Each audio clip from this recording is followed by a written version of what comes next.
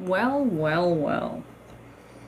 Can you believe it? We're finally back in session.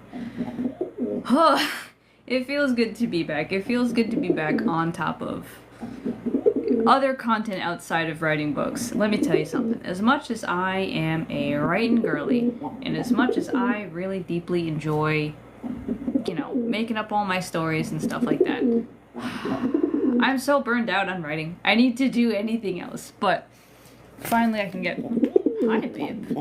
Beeb. Beeb really wants me to pay attention to him right now because he wants to fight. He's very upset that I won our last fight. Beeb, come here, you shit ass. Come here. Come on. Come on. Come on. You wanna come up? Come on. Oh, puppy. I got nothing. Haha. It was a trick. Beeb, you wanna be? Come here. Yay, you're a good boy. Yeah, Bee. This is Beelock. Oh, he's my resident menace. But anyway, it's been a hot minute since we had a sermon together. I really wanted to do one. I planned to do this like at the first week of Advent. And then my life just, again, blew up in my face because I had to finish writing this thing right here. Which is its own special pain in the ass. Where's the other book? Okay. For anyone wondering, I wrote a fantasy book, like, a long time ago. Came out January 2023. This is its sequel. I finally got it done. We can see there's quite the difference in size of content there. This book, in my opinion, ended up being better than this one. So if you haven't read this, you should, so you can catch up, because this is a killer. Yeah, baby. Oh my god. Oh my god. Baby. He likes to play with these tabs, so we'll see. But we're gonna wait for some people to get in here and realize that the live is happening. Biba! What do you can't walk over here? Come on! Come on! He is all kinds of nervous. Because he's like, I want to touch it, but I don't know if it's gonna eat me. Hi, Bib! Anyway. But yeah, so... I've been gone for a little while because I have been working so fucking hard on this. It's not even funny. Oh my god. Like... I remember I used to think that, like, wow, I'm a really good and disciplined writer because I would write 4 days a week and try to get 1,500 words at a time. By the time I was here writing this, I managed to be writing 3,000 words a day, 5 days a week. Holy shit. So my brain is like an orange after you're done juicing it, honestly. It's empty. There's nothing in it. It's gone. She's dead. Like... But thank you, Liana, for the congrats. And honestly, the thing about this book, I was horrified, like terrified, knowing that after... I have all my books out right now because I just kind of was like, God, I'm just going to throw this on the table and we're going to go. But after I finished discovering Christian Witchcraft with Mimi, like the day this dropped, immediately started bumping into this. And the problem is that I had tried to write it before. I had tried to write it directly after this one. And it just wasn't working because I hadn't grown enough as a writer yet. Like, this book, I still had a little bit of training wheels on in a way because I wrote it under, like, the editing of one of my former professors at Emerson. But, which, by the way, I just, like, have my whole degree back here. But, yeah, I have a master's in writing. So there's that. But this time is the first time I wrote a fantasy book entirely on my own, start to finish. And it's good. So you know what? Hell yeah. Hell yeah.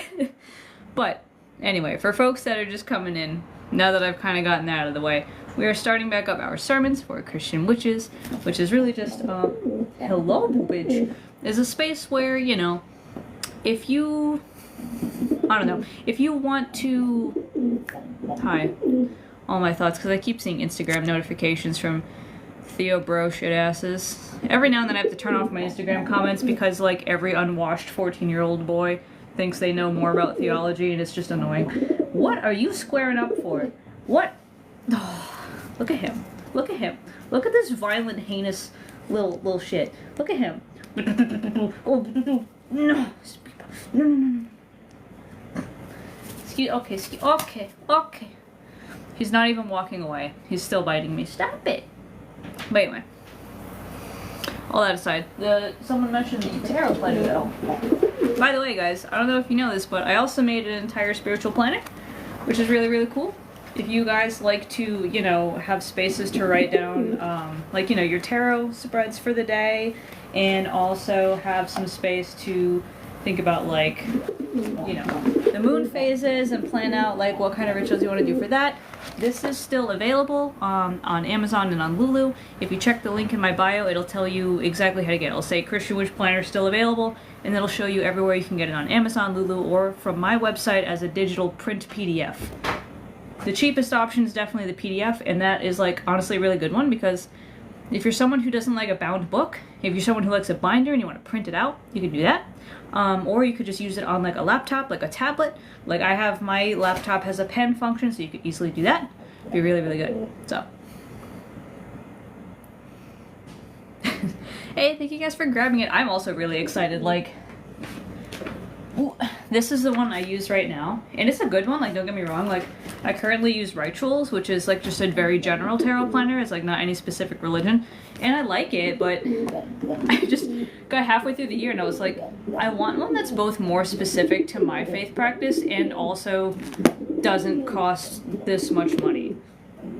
Like, even my most expensive option is cheaper than this one. You know, so, like, my spiral bound is still cheaper, and it's, like, just as thick, if not a little thicker, but, you know, all that aside. And then, of course, if I'm gonna make one for myself, I gotta make one for y'all too. I mean, what the hell, I can't just hog that to myself when I could easily just pop it up there and let y'all have it too. But, oh, hey, yeah, it's cool. So, I managed to catch one former Ritual customer. But, yeah, no, I mean, and obviously, like, Ritual Planner is still really good, so if anyone's here and they're, like, not Christian, they're not interested in, like, the Christian side of Christian Witchcraft, Rituals is still great. Like, definitely go get it. It also has, like, you know, spreads for the full moon and all that kind of stuff. I just wanted to make one more specific for this community. What? Oh my god. Oh my god. Oh my god. You just... Look at him. Babe, yes, you're so ferocious. I know. You're the most ferocious little man. You're so strong, and you're so big, and you're so powerful, and I am just powerless to stop you, I guess, from this. But anyway, what was I saying? Someone asked, how do I get ready to talk to God? I usually just do the Lord's Prayer. Like, the Lord's Prayer is kind of like the equivalent to me of, like, a Wiccan casting a circle, I guess. I don't know. Stop it! Biba! Oh my god! What? Yeah, you're getting patted because you're annoying. What?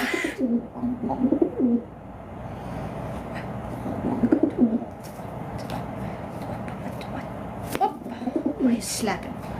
It's like, you know, this fucking bird, dude. This fucking bird, like, I swear to God, he does one thing and be like, you're abusing that bird, and it's like, he comes out of his way to come fuck with me. Look, he's back. What? What? What? He's... Like, I'm staying right here. You're the one coming over here to fuck with me. What's your problem? Why is this the symbol of God's spirit? Can we just discuss? Okay.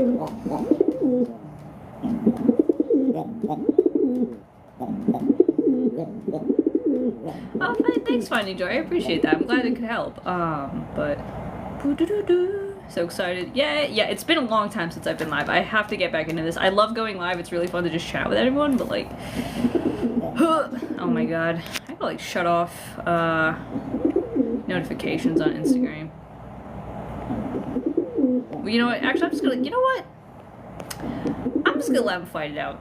You know what? One thing I've learned being older is that, like, not every comment deserves a response. Sometimes people can... Let them shout in the street. Whatever. Just boost my engagement, TBH. I'm sorry, not since growing older. Since becoming a social media manager, I'm like, you know what? Yeah. You tell me, Saint Ignatius, fan 578. Like, great.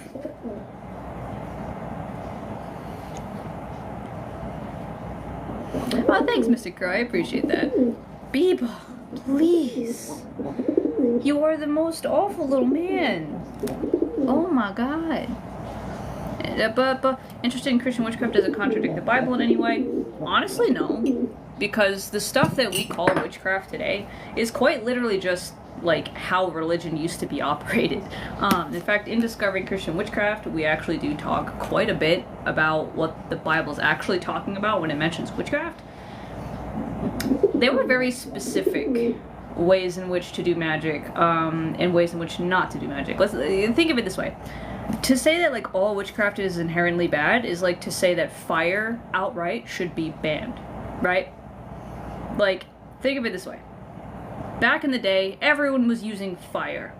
Everyone was using fire. They had, you know, candles, torches, fire. But obviously, using fire to burn down your neighbor's house would not be okay.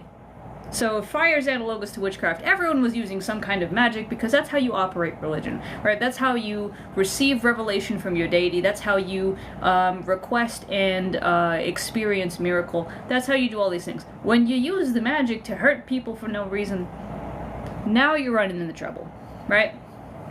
And you can't have that. Just like you can't have a society where everyone is constantly in fear of someone using the fire to burn down their house. You can't have a community or a society where everyone's constantly in fear that someone's gonna hex them for some random ass shit. That breaks down the social trust, that messes up the entire community you got going on. Those Orthodox home I deeply appreciate the Orthodox sense of ritual altar and iconography. I think it's great. My family is extremely upset that I have moved to see. I'm not the person to ask for this because even if my family didn't like appreciate or understand or accept my views, I wouldn't give a fuck. Oh my god. Oh my god. I'm being murdered in my own home. Anyway, I still wouldn't give a fuck. I'd just be like, anyway, it's unfortunate for you, I guess. Right? Like, my only suggestion is to, like, remember that their opinions mean absolutely fuck all. Like, unless of course, you know, you're living in their house and they can kick you out or seriously damage your financial or physical or mental health in some way. Fuck them. Honestly, it's just whatever. You know, that unfortunately they are adults and they're gonna have to learn how to get over that. That's all there is to it. You know?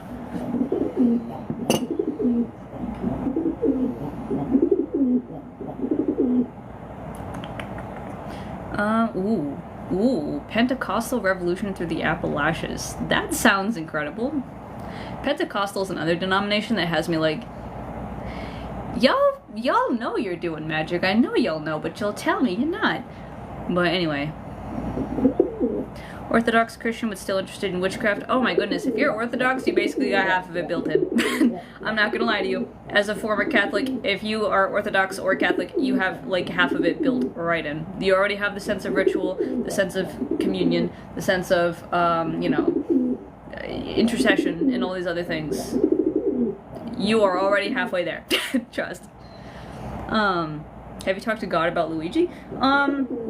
Not quite, although I remember I made a very cheeky post where I was like, oh, you know, just like God protected Elijah after he deleted the fucking prophets of Baal, you know, may God protect Luigi here for deleting a prophet of Mammon. And now I'm kind of realizing, oh, I don't know if it was so much that Luigi's getting protected as he is, I guess maybe exalted, like Daniel, right? Where it's like, okay, I don't know, obviously it's not going to end up like Daniel, but he very well may be not protected and hidden, but lifted up. And kind of just, I remember getting that response recently and I was like, ooh, oh my god, you're going back in the cage. I'm all done with you. I'm all done with you. You're being a very bad boy today. Get in there. You little shitter. Oh my god. Can't have a moment's peace with that damn bird. He's not a good boy. In fact, he's a rebel without a cause right now. I really don't know what his issue is. Oh, no, I know what his issue is. Duh, how stupid of me. I'm wearing slippers. And he's really, really, really wanted to rub his little butt on these slippers. So the fact that I had them underneath me, I think he was trying to fight me and get me off of my own slippers. Whoopsie doops. But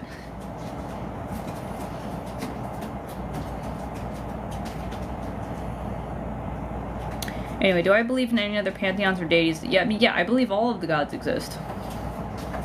I've encountered so many of them. This is why I'm like, you know what? It's a good day to have literally all of my books out, but this book, Where the Gods Left Off, is literally like the first 50 interviews I've ever done of different demons, angels, saints. Where is the actual deity? No. I technically was one, but I'm already going past it. Oh, wait. So, like, you know, the Morrigan, Thor, Loki, they're all in here. I have another, by the way, in case you were wondering what my next book was after this, it's the sequel to this, because I got the next 50 locked and loaded. Oh boy.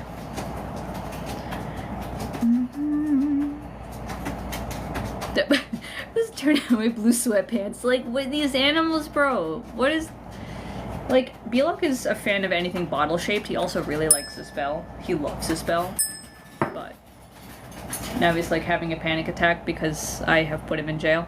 I appreciate that, Jay. Definitely, you know, if you ever get a chance, they are always... Oh, and remember this. I have them on TikTok Shop, yeah, but between TikTok potentially blowing up in America and also just the fact that I only have in stock what I have in stock, if you go to my website, which link in my bio, there will always be an option to pre-order my books. So, like, I get shipments of books in every so often, and when I run out of books, that goes on pre-order, which means you can still buy it, and the second I get new books in, I just got a whole bunch of Discovering Christian Witchcraft in yesterday, the second I get new books in, you have one already basically reserved for you. That's how I do that. Because, like, otherwise people are like, oh no, it's out of stock, this and that, and it's like, well, it's the same price on all platforms, so just head over to my website, click the buy now button, and it'll say, you know, pre-order. It'll say pre-order, and that way, when I get these back at my house, you're the first ones to get one because you've already kind of reserved your copy, basically.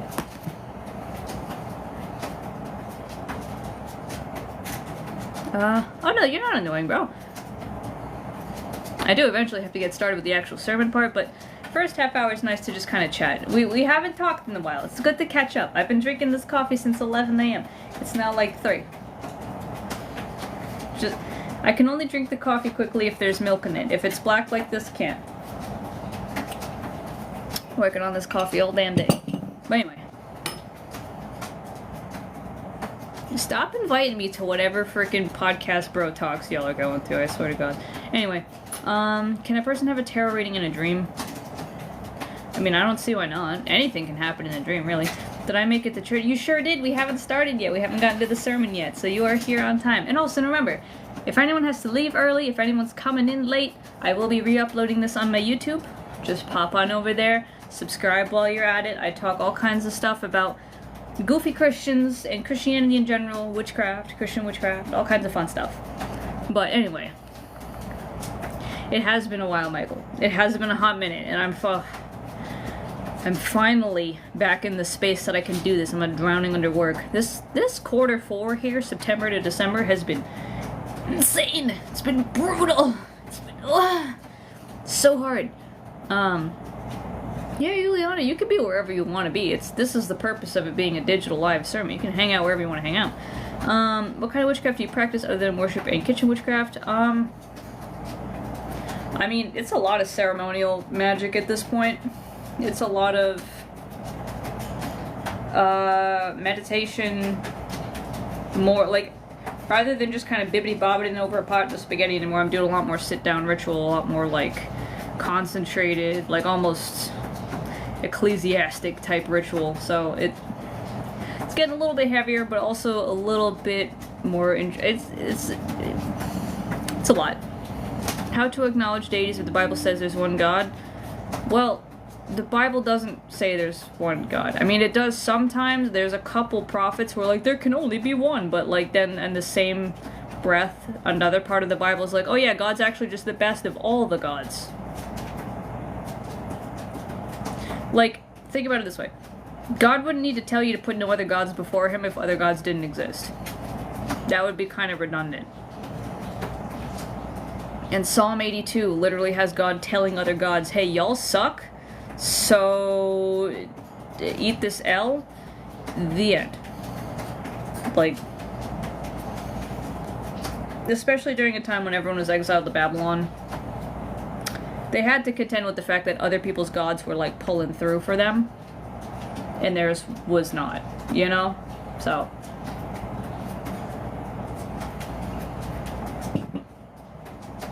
Hello, cat, what's going on? Will you be going to Lemonade? I looked at Lemonade for 5 minutes and I hate it, and also I'm pretty sure that Lemonade is going to get taken down too because it's also owned by ByteDance, so, you know. No, there are tons of Christo-pagans out there. No, their main theory that people rock with is that, basically, so long as you're not putting any other gods above God, like so long as God is your first priority, you defer to him first and you recognize him as supreme, you can pretty much do whatever the fuck you want. So, I mean, that's really how it was back in the Old Testament, like even way back in the days of Moses. If you were not Jewish, and therefore were bound by that lineage covenant to one God, if you were a Gentile, right, who had, you know, like basically a pagan, as long as you recognize God is on top, he could really give a fuck.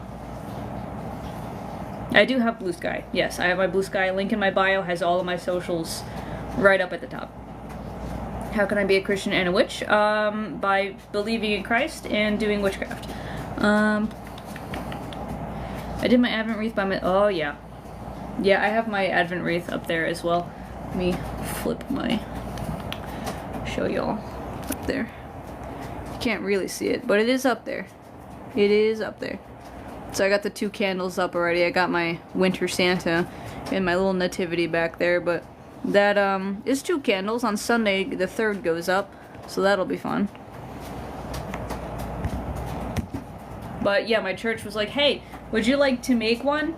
Here you go. So they gave us the frame and like all of the greenery to kind of tie to it, and a pack of the candles, which is really nice. I have not, because I feel like it's kind of a moot point. It's not that, like, what God has to say doesn't matter, it's just that what God has to say is going to be both predictable and not at the same time. Like, you know, here comes my predictable disclaimer of murder is bad, and you shouldn't murder, but also, like, this is perfectly within the bounds of shit God has always done throughout the Bible, which is have someone suddenly go stick a big fucking spire in the spokes of the turning wheel here.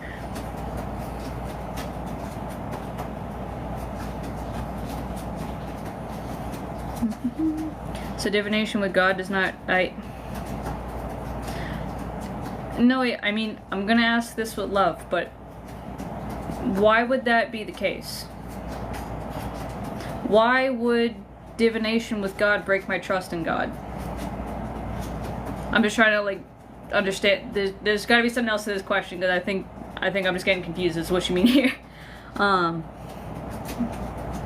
But wish it was real. But yeah, no. I mean, fake ones are good. Fake ones are good too, especially if you can use them every year.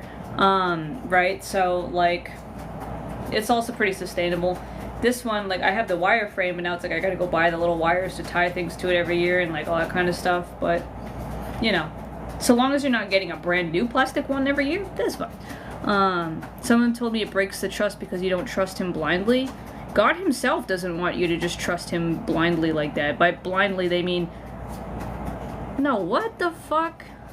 That doesn't mean it. That doesn't make any sense. Like, I'm not yelling at you. I'm yelling at whoever the fuck told you that, because trusting God blindly is not synonymous with ignore the fuck out of God. Like, divination is literally just communicating with God. Like, praying, and then the divination part is like when you get an answer. So, like, that's more like someone saying, no, don't talk to God because then you'd actually be engaging in your fucking religion. And a lot of Christians like to pretend that they believe in God because it gives them social brownie points and makes them feel good, but actually don't believe that you can interact with the God that they claim to love so fucking much. Don't even get me started. This pisses me off so bad about mainstream Christians. Oh my god. Ugh. Yeah, don't just trust random ass Christians. Half of them have no fucking clue what they're talking about. Half of them haven't read the Bible for shit, and also don't know anything about church history, don't know anything about God, don't know anything about anything, and yet they're still the loudest ones to tell you you're going to hell because, I don't know, you put up a fucking Christmas tree and that's pagan or some shit. Insanity, but whatever.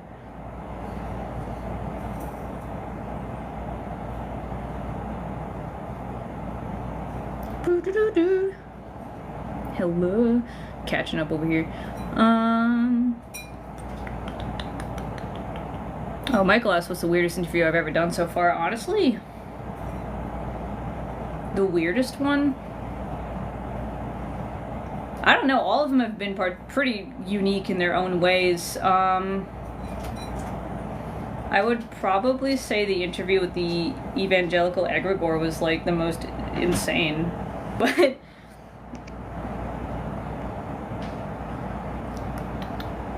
he used to second guess was actually talking to God with the pendulum. Yeah, no, and like this is another thing. It's like, and I always like make clear, you know, when I'm talking, I was like, God, it's not that I'm doubting you and what you're saying. It's that I'm doubting my ability to properly decipher the message, because I don't want to lie to myself either. I don't want to sit there and, you know, say that God's telling me shit that he's not actually telling me because it serves my ego. That is a genuine concern to have when it comes to, you know, talking to a being that is not physically tangible and that you can't hear speaking like you can hear me speaking, of course. But this is why you have to, again, read the Bible, study the Bible, not just read it, but study the context, the whole thing. Get at least a rough understanding of the character of God, so that when you hear certain messages, you can be like,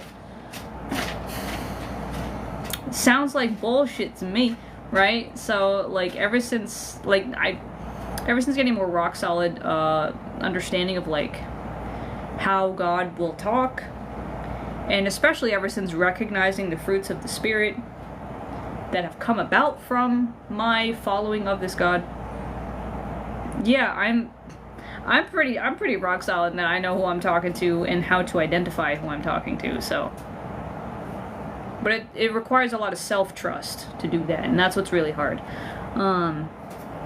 So Elohim, just call him God. You don't need to be, the whole thing about God is you really don't want to be using his name, because his name is reserved for very special occasions. Jewish people will tell you not to just go throwing out the Y name all over the place, because these are very, like, his name is, like, reserved for a specific occasion. That's why you'll hear a lot of Jewish people call God Hashem, which literally means the name. Like, God's name is very particular. And some occult spaces say if you learn the entire 72-letter name of God, you can kind of accidentally blow a hole in the side of the planet, because it's ridiculous. It's hypercharged. You don't just go throwing that around. But Gospel of Thomas, yeah, a lot of those Gnostic Gospels and like lost Gospels are insane. I know specifically the infancy Gospel of Thomas is so crazy, and like everyone hates it because it portrays Jesus as a child being absolutely insane because he's a child, and when you give child God powers, that goes about as well as you would expect it to. When do you use his name? Pretty much never. You pretty much never. Like, unless you're doing seriously hardcore rituals. There are certain Jewish rituals that do that, but even they don't really do it for that much. So, like, the names we have for God now are kind of not even, like, the full one.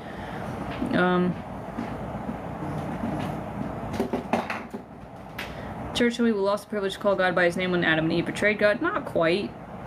Not really. There are some people who have come to know the name of God, like, say, Enoch, but you will literally go insane, is what a lot of occult stuff says. If you learn the full name of God, you go insane. Gotta go, but see you, Noah. Enjoy, have fun, be safe. What would you recommend for a good Bible? Definitely the Jewish Study Bible and the Jewish Annotated New Testament.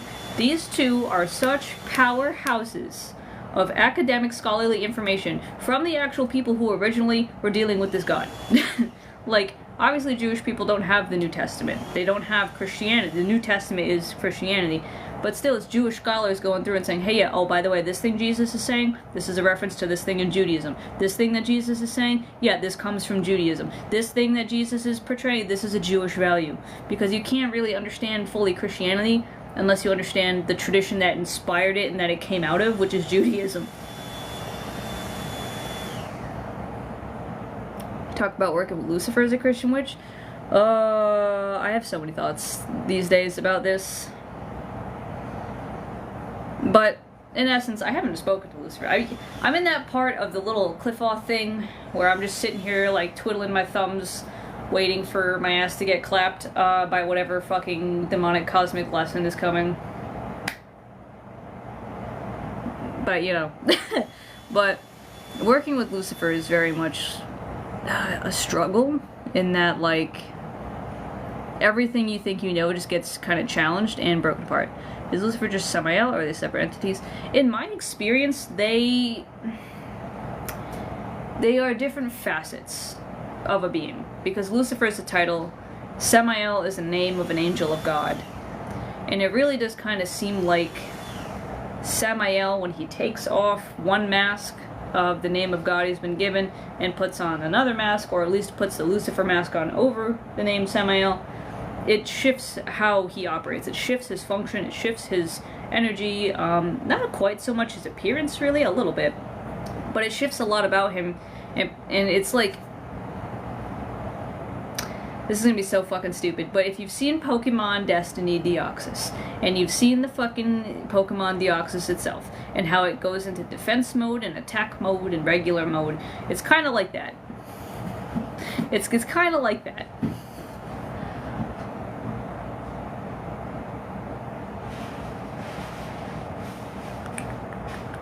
What else is going on in here? Okay, we still haven't started the sermon yet, so I think we should get started now. I've been yapping for like 30 minutes. Cliffoth, real quick, but then after this we'll answer more questions once we're done. So, Lucifer's title, yeah, Lucifer to me is Samael.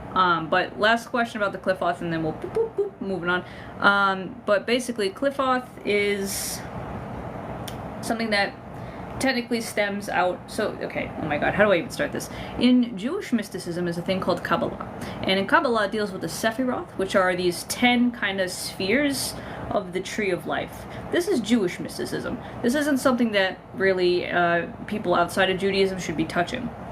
But from back in when Christians were being insane and everyone was ripping off everything that they could get their hands on, including Judaism, including Hermeticism, including Egyptian fucking religion and everything else, a different form of Kabbalah with a Q came up, and that is quite literally everything but the kitchen sink fucking religion. Like, it's insanity.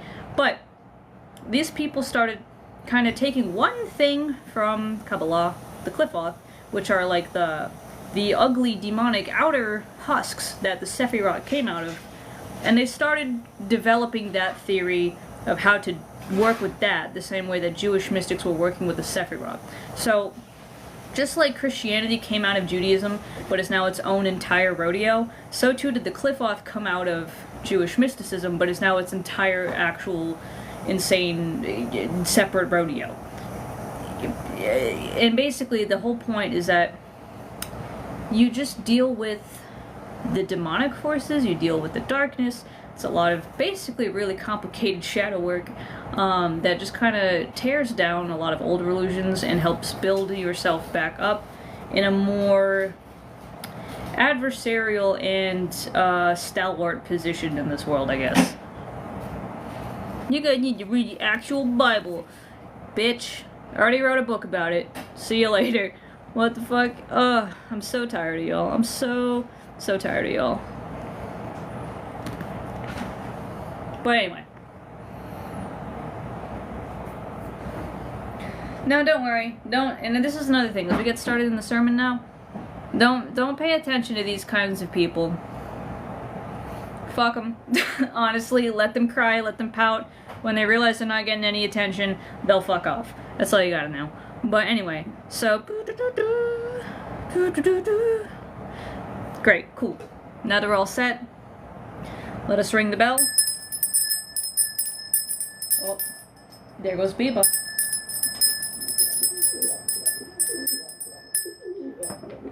Wonk wonk wicked doo, huh Biba? Wicked boo. Yeah, boo. We're going to get started with the sermon now. Yep, see, you got goon number 2. Jesus is the only way, and I don't know what my dad actually means, but I'm gonna just say it. I do have an ebook version. But anyway, let me kind of write it in so we can actually get into the space of holiness we need to be in. But we're ringing the bell, we cleared the space. Jesus is the only way, came and fucked it up again, but it's alright. This is frankincense. We're just gonna, just a tiny little bit. God forgive me for fucking around online. But, so I'm just gonna kind of sense this over everything as an offering to God. Hello, God. Thank you for joining us on this day. I need to put this out now. You know what I'm gonna do? There we go. Yep, that's a little schmooch everywhere. I don't want to light it too long because you're really not supposed to be lighting stuff like this when you have a bird, but I do have an air filter running like 24/7, so I just do like a second, and then I'm like, okay, good, done, right? But anyway. But anyway, what was I saying? I was saying something. Oh yeah. So, here we are. Let us now get into the zone. Forget about all of these goops. Hobby! Yeah, boo. He's oh. Boo. I'll let him out of jail later. But we're going to start with a little Psalm 84 here. And so to kick us off, this sermon, God pulled the World, the Queen of Cups reversed, and the 4 of Coins. So that's the kind of energy God is kind of laying down with this sermon today. Keep in mind this was supposed to be an Advent Week 1 sermon, so this theme of hope will be very prevalent today. But there is still a lot to be said about the things that get in the way of our hope, the things that trip us up and make us second guess the things that we are hoping for. So, let us start with Psalm 84. You good, babe? He's not good, but okay. So Psalm 84 goes like this. I lift up my eyes to the mountains. Where does my help come from? My help comes from the Lord, the maker of heaven and earth. He will not let your foot slip. He who watches over you will not slumber. Indeed, he who watches over Israel will neither slumber nor sleep. The Lord watches over you. The Lord is your shade at your right hand. The sun will not harm you by day, nor the moon by night. The Lord will keep you from all harm. He will watch over your life. The Lord will watch over your coming and going, both now and forevermore. It's a really nice psalm, in case, you know, you ever had those anxious moments where you're like, am I good? Psalm 84. But this is also a collect from the Episcopal Book of Common Prayer. Book of Common Prayer is the most comprehensive spell book I've seen in a while. This is even better than my Catholic Book of Blessings, I'm not gonna lie. This thing has all of it. But that aside, this is our collect here. Let us all gather together in the spirit of godliness, goodness, and having a good time together. So, Almighty God, give us the grace to cast away the works of darkness and put on the armor of light now in the time of this mortal life in which your Son Jesus Christ came to visit us in great humility, that in the last day, when he shall come again in his glorious majesty to judge both the living and the dead, we may rise to the life immortal through him who lives and reigns with you in the Holy Spirit, one God, now and forever. Amen. And remember, guys, questions I will be answering after this. Right now we are whole hog in this. But we're also starting with a first reading from the book of Isaiah. This is chapter 42, verses 1 through 9. So, Isaiah is a great book, by the way. Isaiah is a really good one. But this goes like this. Here is my servant whom I uphold, my chosen one in whom I delight. I will put my spirit in him, and he will bring justice to the nations. He will not shout or cry out or raise his voice in the streets. A bruised reed he will not break, and a smoldering wick he will not snuff out. In faithfulness he will bring forth justice. He will not falter or be discouraged till he establishes justice on earth. In his teaching the islands will put their hope. This is what God the Lord says, the creator of the heavens, who stretches them out, who spreads out the earth with all that springs from it, who gives breath to its people and life to those who walk on it. I, the Lord, have called you in righteousness. I will take hold of your hand. I will keep you and will make you to be a covenant for the people and a light for the Gentiles, to open eyes that are blind, to free captives from prison, and to release from the dungeon those who sit in darkness. I am the Lord, that is my name. I will not yield my glory to another or my praise to idols. See, the former things have taken place, and new things I declare. Before they spring into being, I announce them to you. Ta-da! And here, now, oh, there it is. I'm gonna pull a little card, ask God what he thinks, as I lose all of my cards. And by the way, let's not, again guys, this is like church, right? If you wouldn't go whispering and talking and be like, you're not supposed to do this and blah, blah, blah, blah, blah, in the middle of church, silence here. Quiet. Right? It's one thing to be like, yeah, cool, great. It's another thing to be like dogfighting in the middle of the church pews. Don't do that. Bad behavior. Don't go doing it. But anyway. So. That, God, I love the book of Isaiah. It's good stuff. But, right, so there's a lot of talk about the one who is a light to the Gentiles, the one who will establish justice on this earth. There's a lot of stuff that Christianity points to the book of Isaiah and says, yes, this was about Jesus, which, like, it's kind of retconning, because obviously when Isaiah was being written, this wasn't really, like, the thought, but it's easy, you know, again, as they say, hindsight's 20/20. And it's easy to kind of look back and say, oh, the signs of this were there all along, that it is to look forward and try and actively predict something like that. But, hey, you know, anyway. God, what do you think? What would you, how would you like to, oh, hi. Oh. Well, alright. I keep seeing the Instagram notifications come in. Oh, I'm deleting everyone's comments when I get in there later. Jesus Christ. Anyway. Chariot reversed is what we're pulling. Interesting. Chariot reversed represents defeat, a loss of control, or a lack of direction. Interesting. Interesting. I can't help but feel like God knew that I was going to fuck around a little bit too much and deliver this sermon when I did. Because I don't even remember when the whole CEO of United Healthcare thing went down. I just know that it was before I wrote this. Or no, after I wrote this, rather. So, we have a couple verses about God who's like, don't worry, I'm going to send someone to fix it. Don't worry, I am going to establish, once again, a covenant justice. We are going to make this okay. But here we are now where God's saying, hey, lack of control, loss of direction, defeat. It feels like, in true God fashion, another reminder to stop putting your hope in other things you see happening around. This world is so malleable and so mutable. Things can change in a day. Nations can rise and fall in a day. There is, however, one who is concrete and faithful and will continue to deliver. And God is reminding you, that is God. I am the Lord, that is my name. I will not yield my glory to another or my praise to idols. God's also saying, hey, when I move and shake in this world, don't give the credit to someone else. If there's one thing God really doesn't like, it's when people give the credit for his work to others. Because God says, I didn't do all that shit just for y'all to not recognize me. Say whatever you want, but that's what God does. We see it time and time again. And I feel like he's also kind of doing it now. Where he's saying, hey, focus, focus. Don't get swept up by all these things.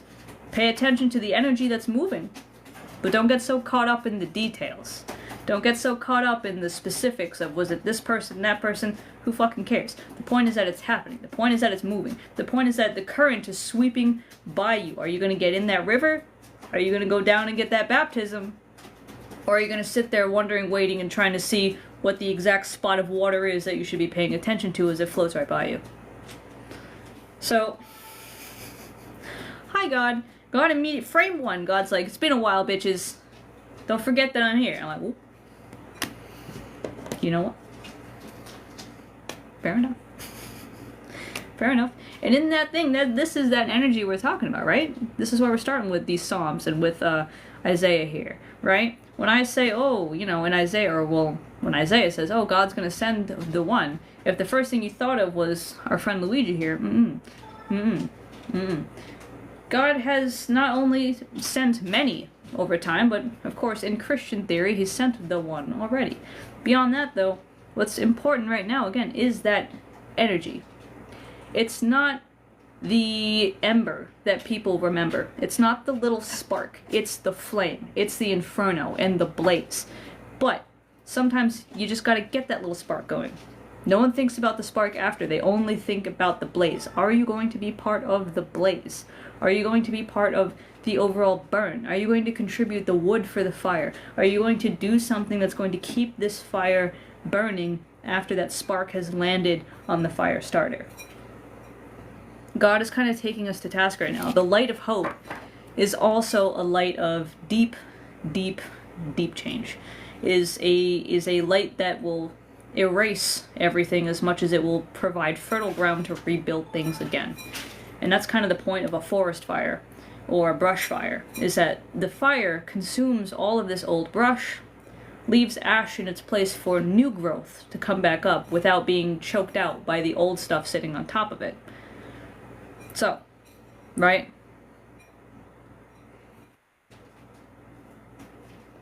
When we have something like that, it's really tough. It's really tough when we, you know, are going to say something like Psalm 84 and look at God and be like, you're going to fix it, right? You're going to do it all? And God's like, well, I'll do a lot of it, but I ain't going to wipe your ass for you. Get up and help me, right? So, that seems to be where we're going. Let's now step into our second reading, which is a reading from the Gospel according to Matthew. Now, this is chapter 5, verses 3 through 14. And it goes like this. He said, "Blessed are the poor in spirit, for theirs is the kingdom of heaven. Blessed are those who mourn, for they will be comforted. Blessed are the meek, for they will inherit the earth. Blessed are those who hunger and thirst for righteousness, for they will be filled. Blessed are the merciful, for they will be shown mercy. Blessed are the pure in heart, for they will see God. Blessed are the peacemakers, for they will be called children of God. Blessed are those who are persecuted because of righteousness, for theirs is the kingdom of heaven. Blessed are you when people insult you, persecute you, and falsely say all kinds of evil against you because of me. Rejoice and be glad, because great is your reward in heaven. For in the same way they persecuted the prophets who were before you. You are the salt of the earth, but if the salt loses its saltiness, how can it be made salty again? It is no longer good for anything, except to be thrown out and trampled underfoot. You are the light of the world. A town built on a hill cannot be hidden. Neither do people light a lamp and put it under a bowl. Instead, they put it on its stand, and it gives light to everyone in the house. In the same way, let your light shine before others, that they may see your good deeds and glorify your Father in heaven." Right? So, that's part of the Beatitudes. The Beatitudes being when kind of, you know, Jesus goes off and says all of these really, like, happy, nice things, or blessed are this, blessed are that. The Beatitudes is important, right? The kinds of people being blessed, they're not like the rabble-rousers, really. They're not like the politicians. They're not the rich. They're not the people who have made earth into their kingdom already. The people that Jesus says will be blessed in the gospel are the people who are the ones who strive so hard for justice, for righteousness, for mercy. Not to therefore climb their own way to the top and kick everyone down the same way, but to finally establish a world where people all have space to live, food to eat, things like that. You know what I mean? Like, never ever really in Jesus's speeches, in any of these things, are the rich exalted, are the powerful honored, right? Unless they use their power and their wealth and their honor for the benefit of the most vulnerable in society. There is no glory in wealth and power unless you use it wisely, unless you use it properly. And this is something that comes up again and again and again. But God, what does God think about all this? Beep boop. Boop. Billock's sitting around his little house. But God, what do you think? What do we do with this? Is this a two-carder again?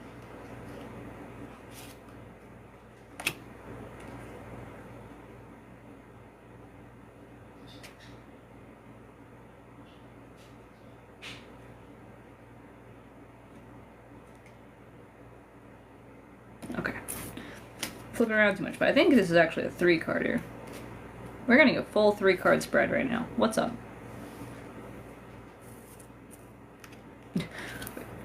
First of all, we tried communism, it didn't work, and we're trying capitalism, and that's not working either. Communism and capitalism are two extremes. If you don't like communism, you should not like capitalism. Can't stand when people say stuff like that, because it's like, hey guys, every system has flaws. Two extreme systems are both not gonna work without some kind of compromise and intermission, okay? So, but anyway, God is pulling us, ooh, all wands. We have all wands here. We have 5 of wands, we have Ace of wands, and we have Queen of wands. That's fun. That's very interesting. I appreciate that a lot. So, all of these cards, you can tell I've been doing tarot for a long time because I hardly even got to get the book anymore, but 5 of wands is all about competition, obstacles, just really putting all that grit in there. Really aggressive search for success. And on this, I always remember this one because it's the mustard plant. And that's... God, why are you saying that? God is giving us kind of a double message here, right? With this mustard plant. So not only in the actual booklet does this artist describe that this mustard plant is extremely aggressive and competitive, takes all of the root, like nutrients right out of the soil to the point that other plants can't really grow around it. It is a prolific and very hard-working bush. But we remember also that if you have faith the size of a mustard seed, you can move mountains. You can do literally anything. And so this is kind of a double message in that, like, usually it's kind of, in tarot, not that great. It signals that, like, hey, someone's getting a little bit too big for their britches, or, you know, you're just like a pit bull, just trying so hard to accomplish something that you kind of lose sight of what's going on. But this seems more like, if you want to get stuff done, you can't just quietly sit down and ask the powers that be. CEO Sansama, can you please maybe give me a living wage? No. You gotta be a little bit brusque with it. This doesn't mean violence necessarily. This doesn't mean like horrible, you know, acts of terrorism or something. But what it does mean is you gotta be a bit more demanding with your whole chest when you're trying to get something, because evil does not so easily let go of power. If it was so easy for evildoers and, you know, people who value profit over people to just acquiesce, then all the peaceful protesting and everything else would have already worked.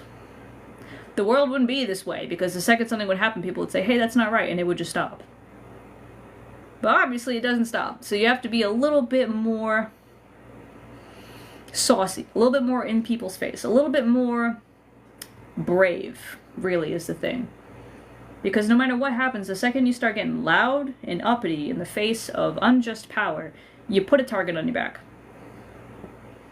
So the first thing is accepting that.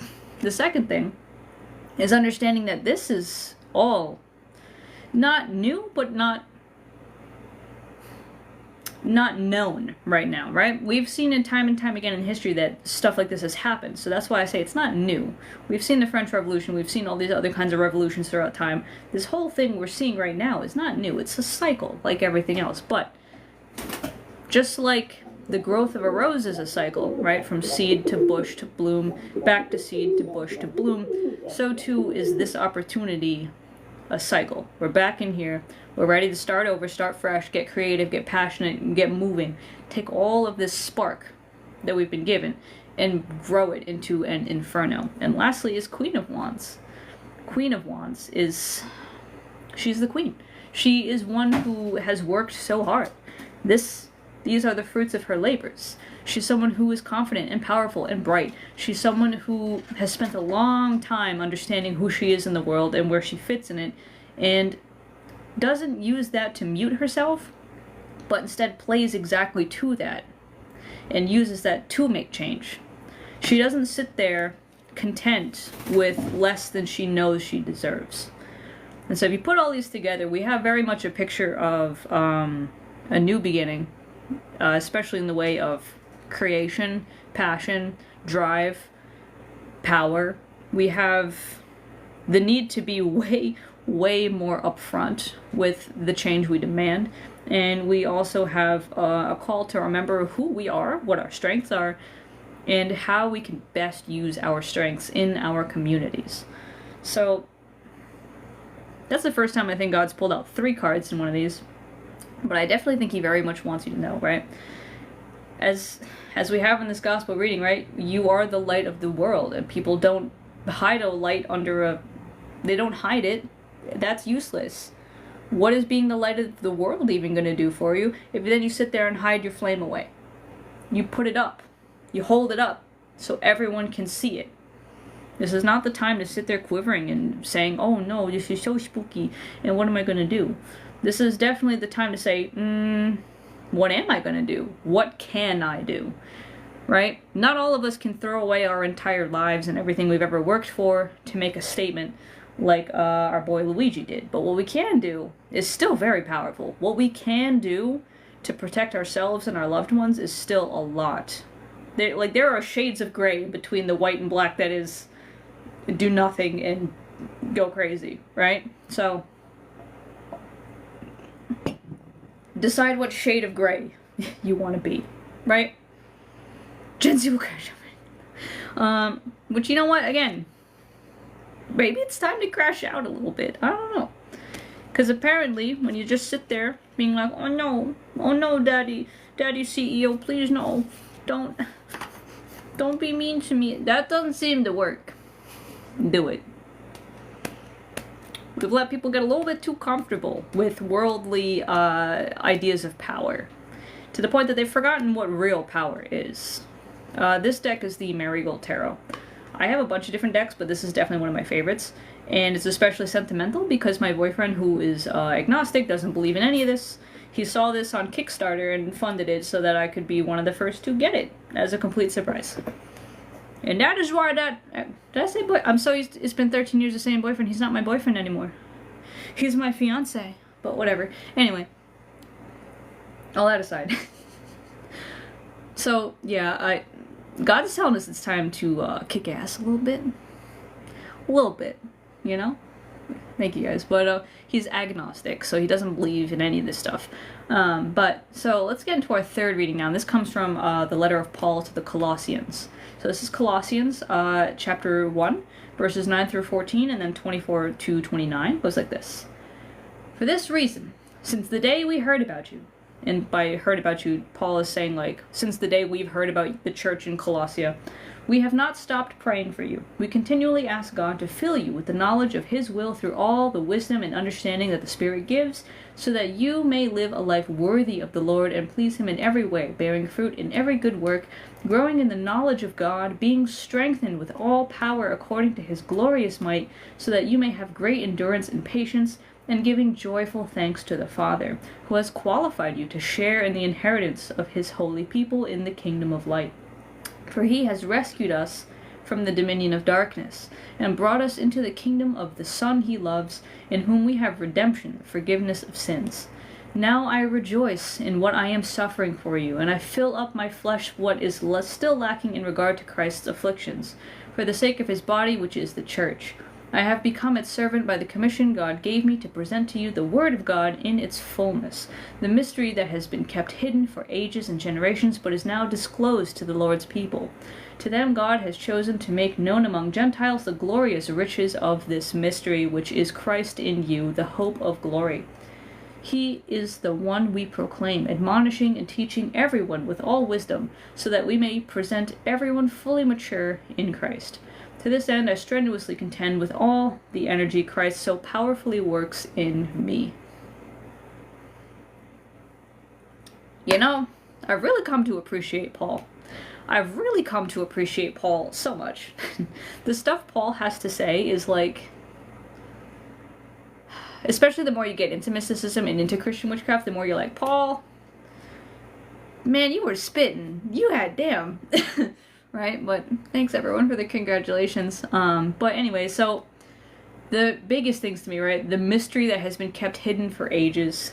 The mystery which is Christ in you. There are so many layers to this, especially the more you learn about like Christ, Christos, what this means, what this is, who Jesus is, what the point of it all is.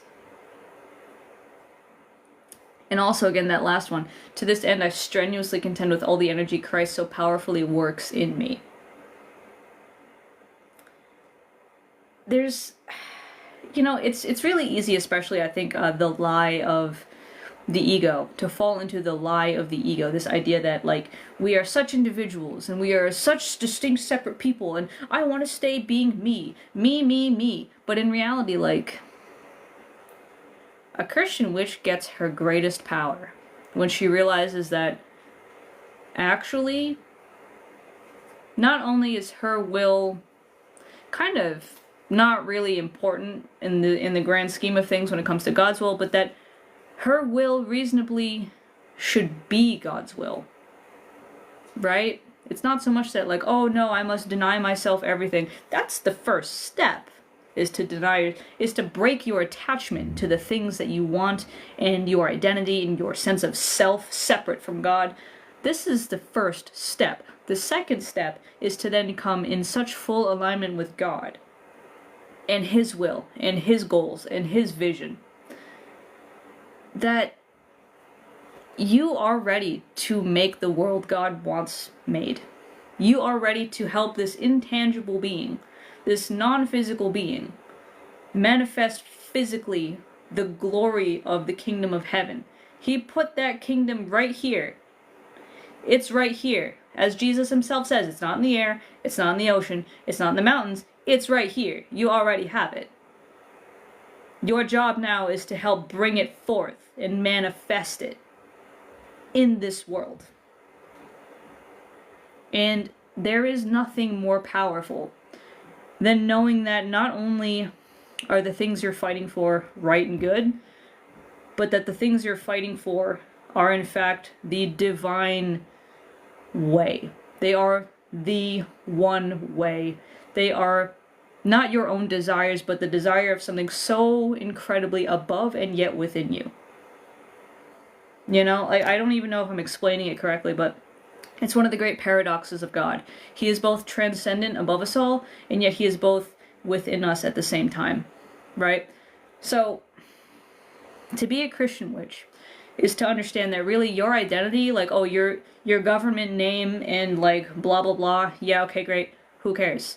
That's not what's important. What's important is how you're contributing to the story that God is writing.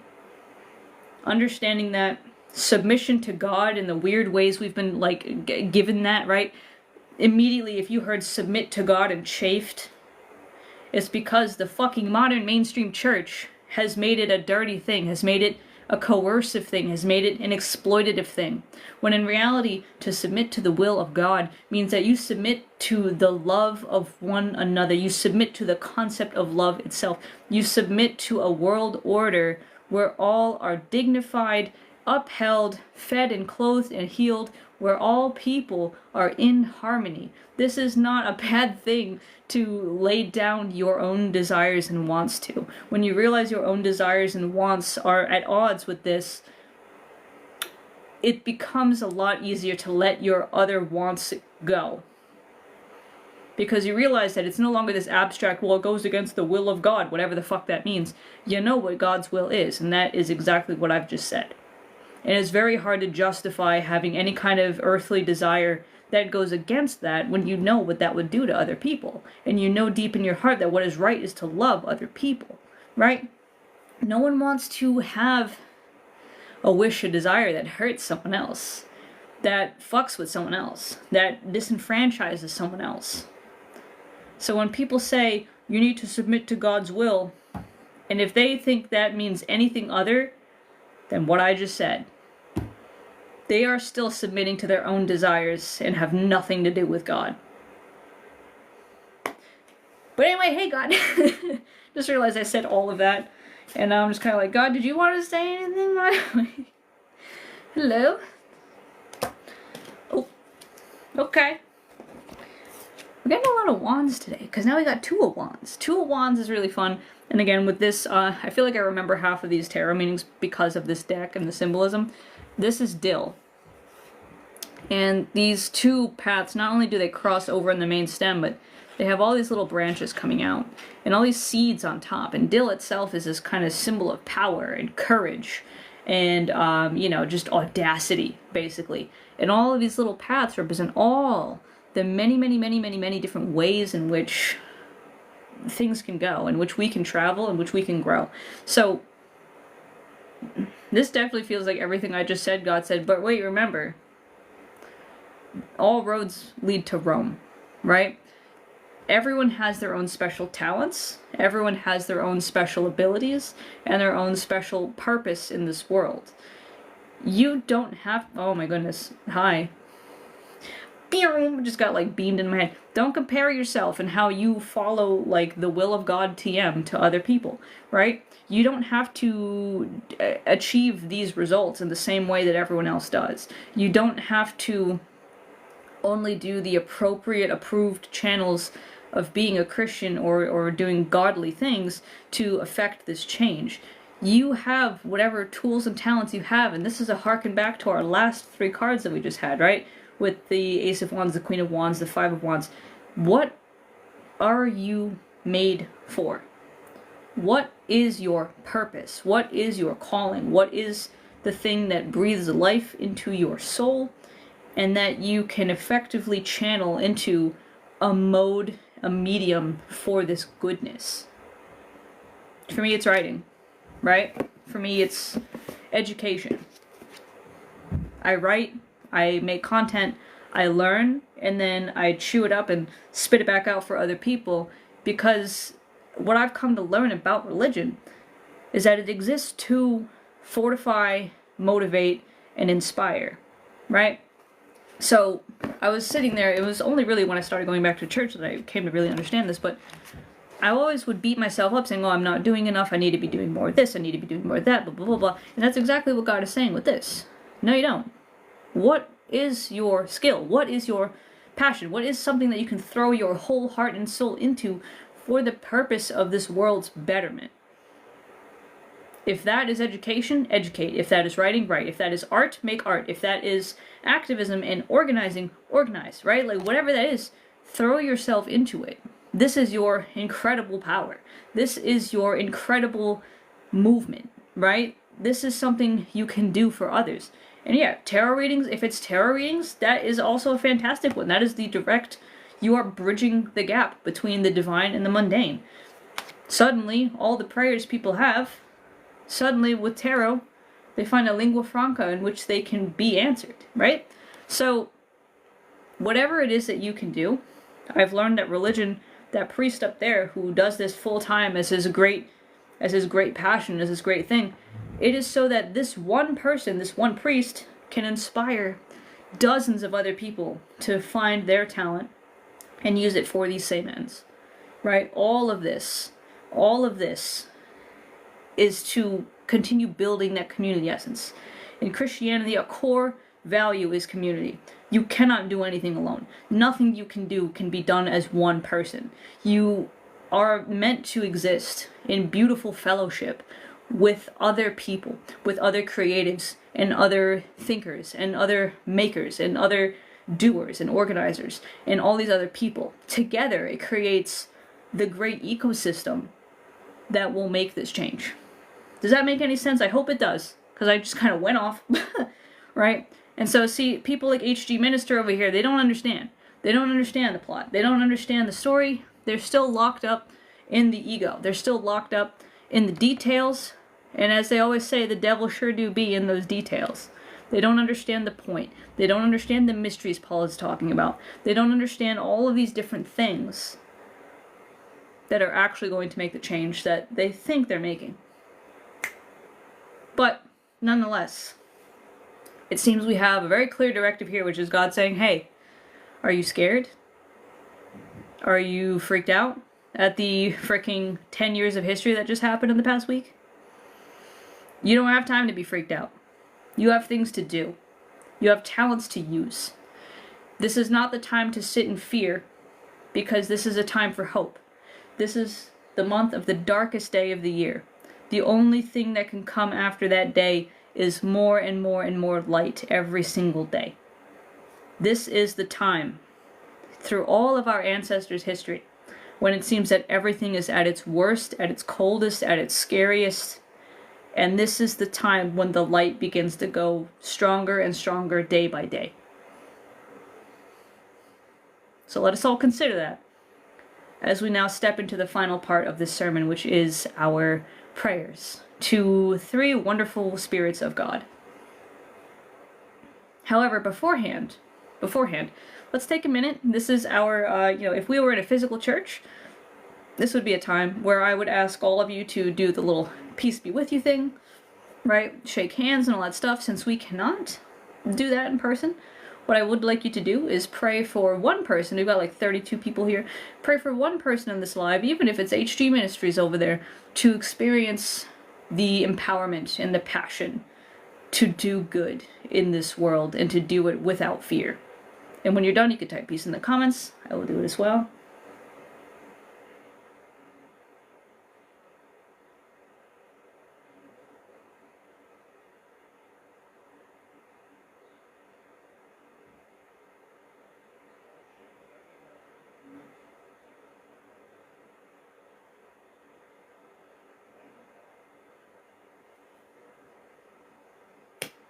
All right.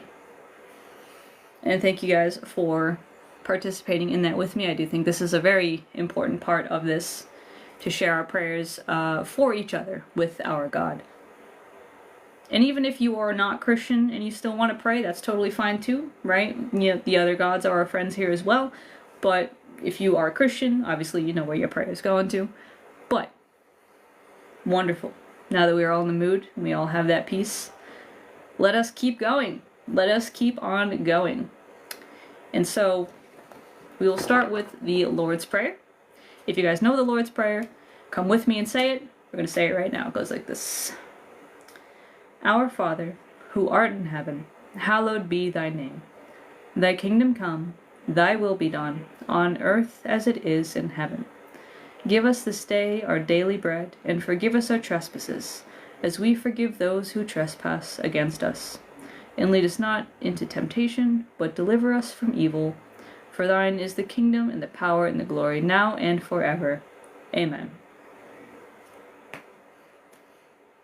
Alright. God, you got one more word for us before we bring on the intercession of your saints and angels here?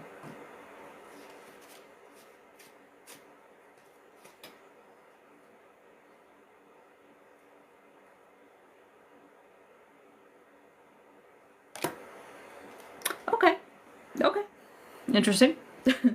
God has broken the pattern here and given us the Four of Swords reversed. Now,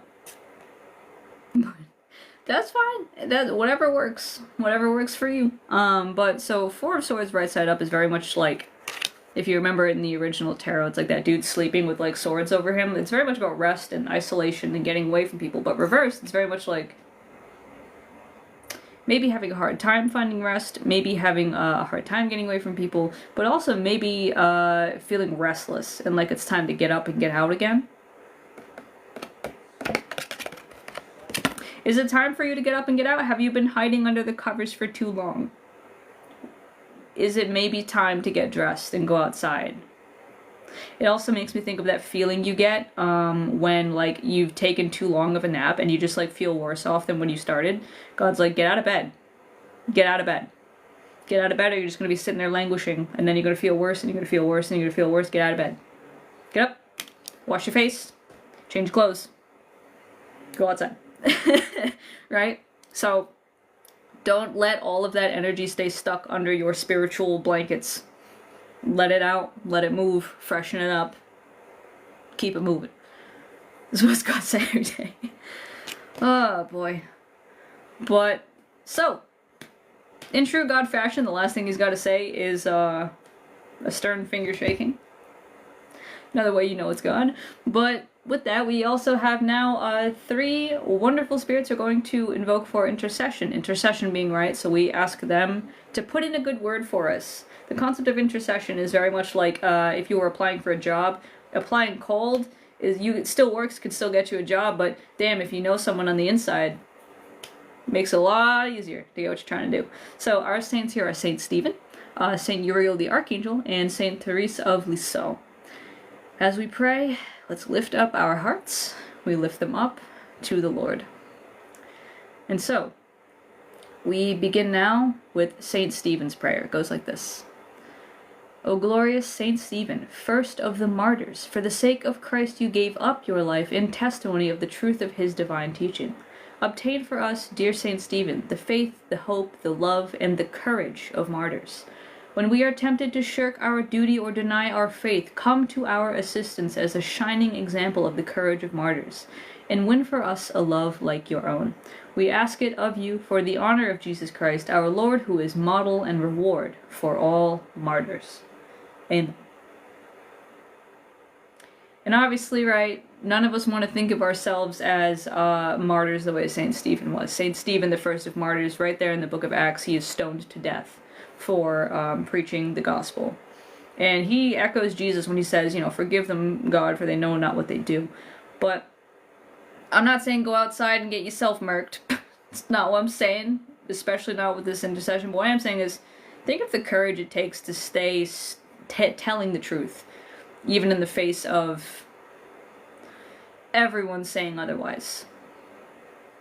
May Saint Stephen help me, you, and all of us get that kind of courage. And may he pray for us that we continue to show up for what we know is right, even when it is so much easier to just stay quiet, right? Because that's a hard thing to do. That ain't easy. But next is Saint Uriel the Archangel, an archangel of wisdom, an archangel of learning, an archangel of truth, right? The one who is represented in red and green and very much about the holy flame. His prayer goes like this.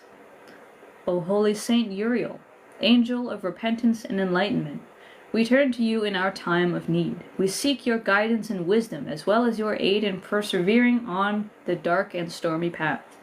Help us discern God's will for us, and give us the courage and strength to follow it.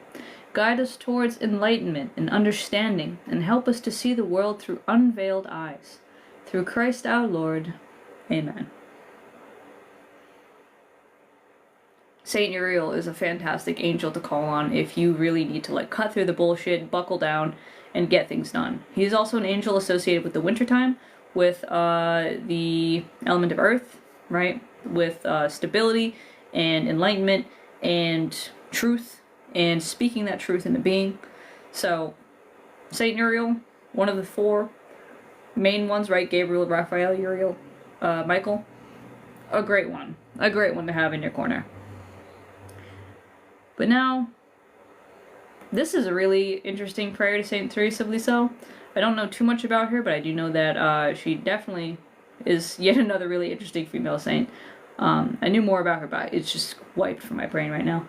But her prayer goes like this.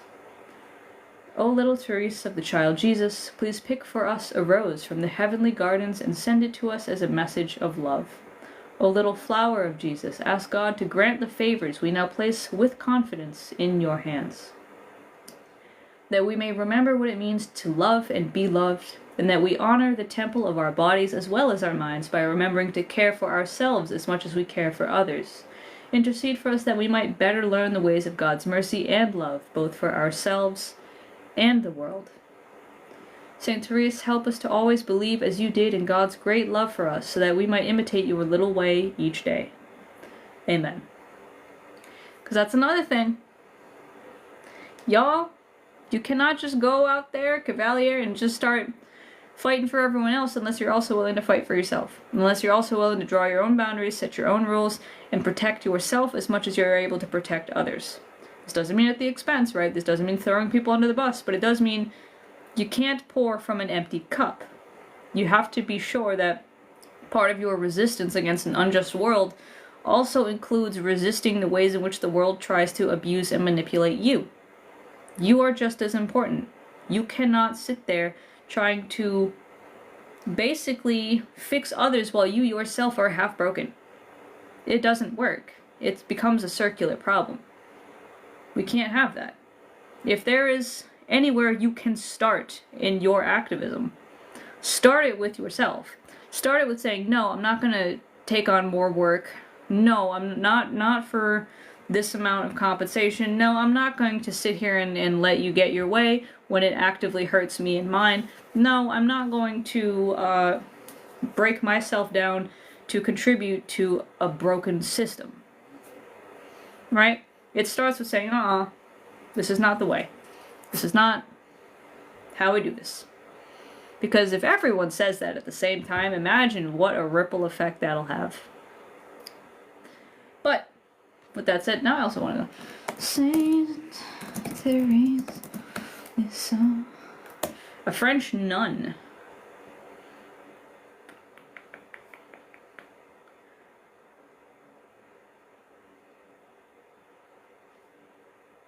Known as the Little Flower of Jesus. Felt an early call to religious life, and after overcoming various obstacles, in 1888, she's a more modern saint. Cool. At the early age of 15, she became a nun and joined her elder sisters in the cloistered Carmelite community of Lisieux, Normandy. Cool. After 9 years as a Carmelite nun, having fulfilled various offices such as sacristan and assistant to the novice mistress, in the last 18 months in Carmel, she fell into a night of faith, in which she said to have felt Jesus was absent and been tormented by doubts that God existed. Therese died at the age of 24 from tuberculosis. Oof. So she was having that dark night of the soul, right? So she wrote a memoir called The Story of a Soul, which explains her theology of the little way. So that's probably something really interesting to read. Quickly beatified and canonized by Pope Pius the 11th. Bam. Pretty cool. So she was definitely a mystic. She was definitely up there. Yeah. So the little way, that looks like something I have to look into, because that's pretty damn cool. But nonetheless, had to put some respect on her name if I'm going to mention her in prayer. Thank you, Saint Therese, for your attention. But now, our work is complete. Let us be not only restored in our faith, but empowered, burning up in our faith. That we are ready to not only live this life and follow this way, but to really exemplify that way to others, right? May we never be the kinds of Christians that are Christian in name only. May we forever be the kinds of Christians who walk step for step the meaning, the power, the truth, the glory of the kingdom of heaven. That loving, just, righteous world where all are cared for, equal, loved together in the eyes of God. Amen. Thanks be to God. All right, it's been a hot minute since we had a sermon, but that is that. How'd you guys like that? I can always tell when God's really taken over when I just start fucking going, and then I'm like, oh, all right, I'm just gonna let him go off. I'm just gonna let him go off. You can feel it here. You can literally feel like, yep, here's the spirit. Here's the fire. And it's like, okay, all right, okay, hold on. Back up. How did I pick the list of saints? I usually just kind of look for saints that thematically line up with the overall idea of the sermon. So, like, the divination comes when God gives me the 3 cards that signify the sermon. So in this case, that was the world. all the way back to the top. The World, Queen of Cups reversed, and Four of Coins. And so the World, right, is all about that completion, that growth. It's the very last of the major arcana. It symbolizes going through all the lessons of life and being enlightened for it. Whereas Queen of Cups reversed is very much like that girl doing too much for everyone else and not enough for herself. You know, trying to avoid her own problems by focusing on everyone else's. And then that Four of Coins is very much like that kind of rough greed, harshness, you know, that very callous attitude towards other people. God's telling us with this whole thing, like, hey, focus, come back here. Don't get lost in the sauce. Look at me.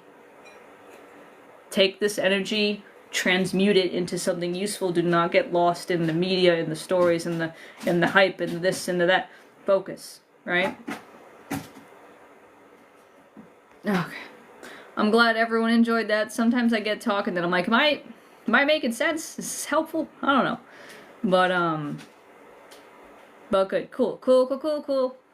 Great. I'm glad everyone enjoyed that. Thank you guys for sitting with me for the first sermon back in a while. I haven't done one of these in like 2 months. A little rusty. A little need some oil from my spiritual joints here.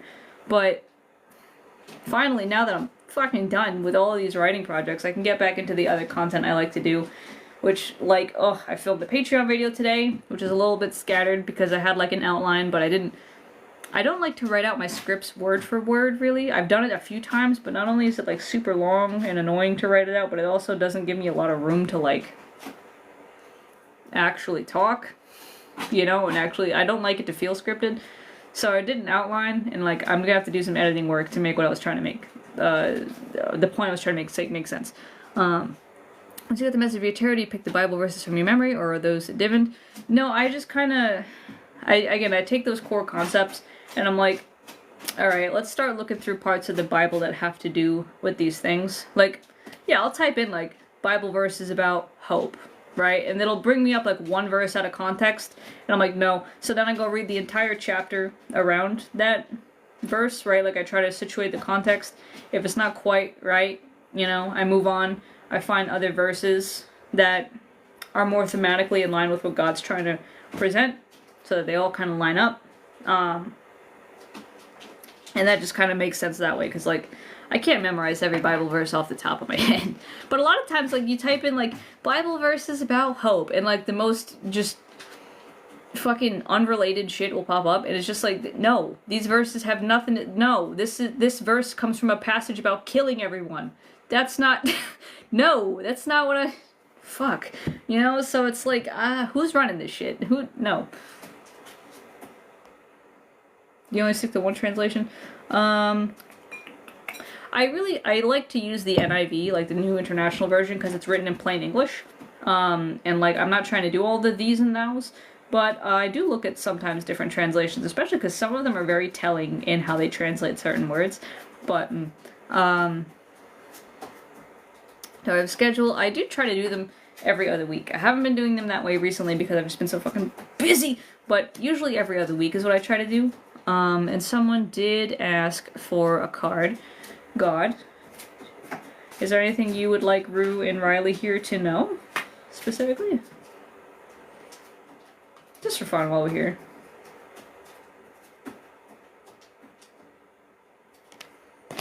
Okay, hi, hey Rue, friend. Why are you trying to burn yourself out so bad? Why are you swinging one way or the other? God pulled you temperance, which to me says you need to slow down. You need to stop trying to do everything all at once. you need to sort some priorities. You need to, like, pick a thing to do, and don't get mad at yourself if you don't accomplish 20 things in 5 minutes. Hey, I'm in the same boat. Don't get me wrong. Like, this is definitely, like, one of those things God does where he hits you and me at the same time. But pull it back. Settle down. Okay? Not all of it. Rome wasn't built in a day. Not everything has to happen all at once. Relax. You're fine. God says you're fine. One thing at a time. 4 Bibles. Yeah. No, I've got a few different Bible translations too. Faithful being. I mean, if God would like to send faithful a message, God, oh, hi. You're getting 2 of coins reversed, Faithful. You're getting 2 of coins reversed, which is like very similar to the temperance thing, which is like, hey, you were able to kind of keep everything balanced in your life. You were kind of able to maintain the status quo, but like you added one too many things, and now all the balance you have is kind of up and out the door. So God's kind of looking at you the same way, a little bit harsher than the temperance. Like, stop adding things. You've got enough on your plate. Stop. You have to seriously critically look at all the stuff you're doing and ask, is any of this, like, can I put any of this down for a second? Is all of this necessary? What is the most important thing I need to be doing right now? Can any of this wait? You know? Do I ever recommend a good place to chat online for Christian witches? Actually, if you check out Lena the Jesus Witch, she is another Christian witch, and she actually has a Discord server that is like full of Christian witches, like literally like dozens. Many of us are over there on that little digital space, so I would definitely consider checking that out if that's something you might be interested in. You might make some friends in there. And that. Oh, hey, thanks. Thanks, friend, for pointing out that, yeah, actually, if you want a full reading from me, like a 5, 3, 6 card, whatever, I do have a website, link in my bio, where you can order one, and it gets delivered to you within the next couple days as like a PDF, where I tell you exactly what cards God pulled, I tell you what the booklet says they mean, right? Where is my booklet, actually? Oh, so like, I'll give you like what the actual booklet of the tarot deck says it means, and then I'll give you my interpretation, how it's all working together. Okay, we'll do one more. One last impromptu reading, if God decides he wants to do that. God. Okay. God. Yeah, God's saying, yep. So, okay, Jess is our last one of the day. Just because I don't want this to become a tarot reading stream. God's written. Oh, okay. God said, last one, let me make it count. Anyway, hi Jess, you got the tower. Enjoy. Just right side up, the whole damn thing. In fairness, this is my favorite card, so hey, yay for you, but I don't even need to say nothing. Everyone knows what the fucking tower is. So, okay, I mean, enjoy it, right? Enjoy the destruction of all old things and the flat space to build new stuff. That's always fun. But yeah, we love the tower in this house. Tower is good. Tower is great. Honestly, tower is a very God card. Because God loves just fucking shit up and wiping things clean to start over. He loves that. But yes, you're welcome, Jess. Can Christian witches use... So, honestly, there are a couple things. My opinion as a Christian is that God doesn't like when you ask for spoilers. This whole world we're living in is, like, the equivalent, right, of the fantasy that I write, in my opinion. And if you started asking me questions, how does it end? What happens? Oh my god, I'd be like, just fucking read it. Right? God's kind of the same way. If you're gonna ask, God, am I gonna be rich? Am I gonna be... God's like, shut up. What the fuck? God, don't ask me this shit, right? So, because God can change things on a whim. God's like, stop worrying about stupid shit, don't ask me this. But from a witch perspective, tarot still isn't helpful in asking the future. Tarot is a meditative tool, a contemplative tool. What should I focus on today is a much better question than what will happen to me today, right? What will happen to me today? I don't fucking know anything, really. It all depends on your actions. You have free will. Everything that goes on is not determined yet. You could change it at any time. You are not constrained by the bounds of fate. But if you say, God, hey, what should I pay attention to today? What concepts should I really look out for? What can I work on today? He'll be much more willing to play ball with you in that way. You know, he'll be like, oh yeah, okay, try thinking about this. And it might manifest in weird ways, and it might not. It might manifest in predictable ways, but way easier to organize your life that way. I use tarot with God literally as, like, the way I would use a phone with my mom.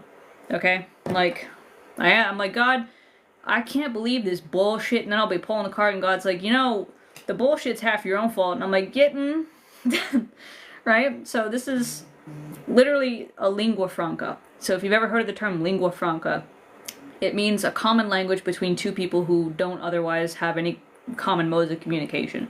So this is my lingua franca of choice that God knows how to use, that I know how to use. Very reliable and easy for me to understand what God's trying to say because I know this language.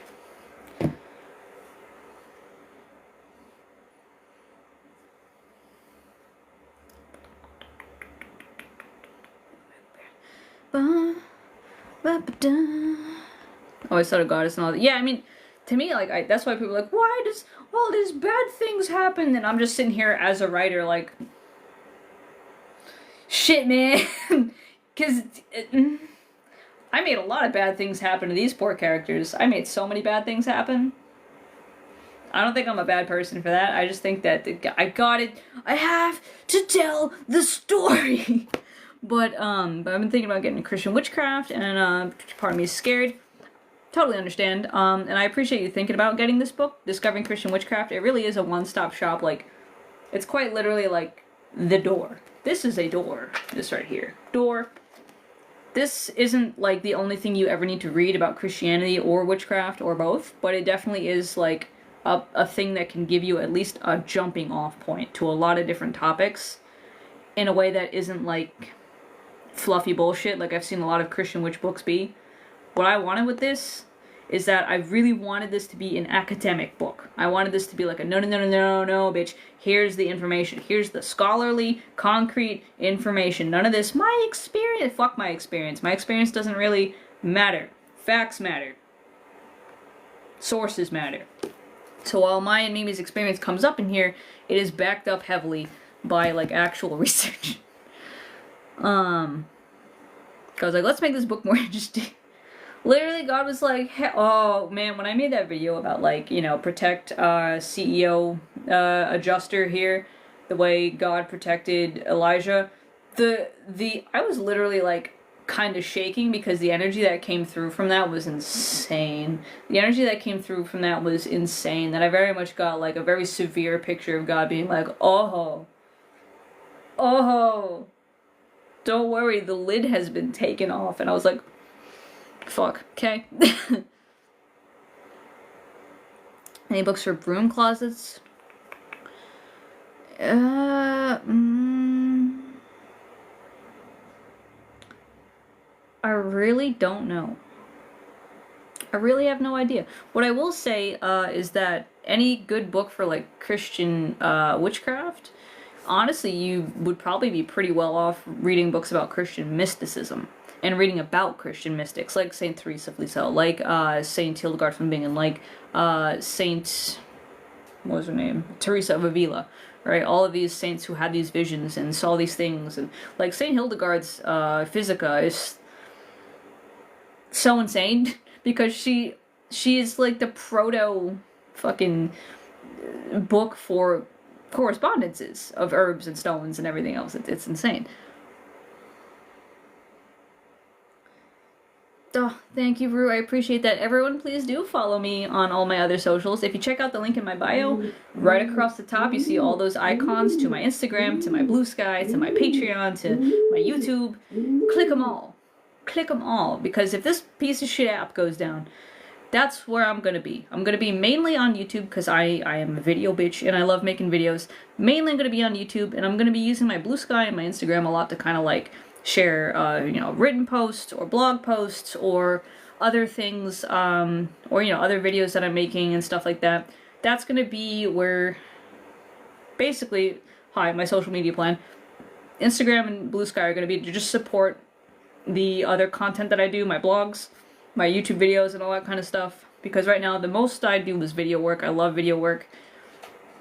And I'm so mad that this fucking app is a victim of American bullshit again. But Blue Sky is like the new Twitter. I think it was actually made by the old CEO of Twitter who just like made it for fun. And it really is like Twitter before Elon put his mucky fucking hands all over it. So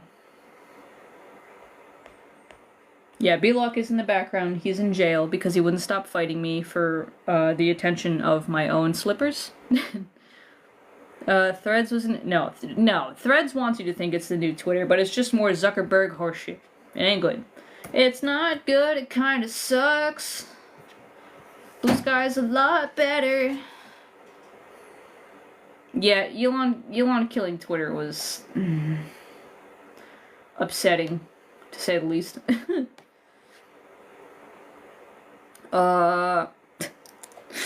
Demons are more family friendly. I mean,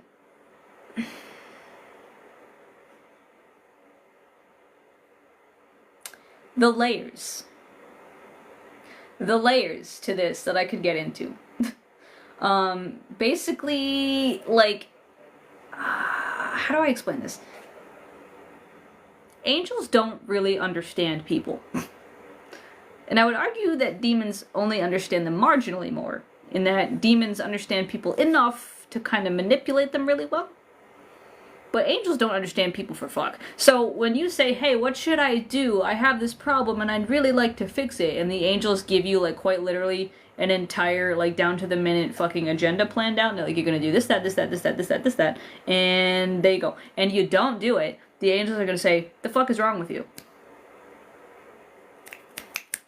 This is why your life sucks. like angels have absolutely no chill, no patience really, and they're only gonna work with you in the first place if God okays it.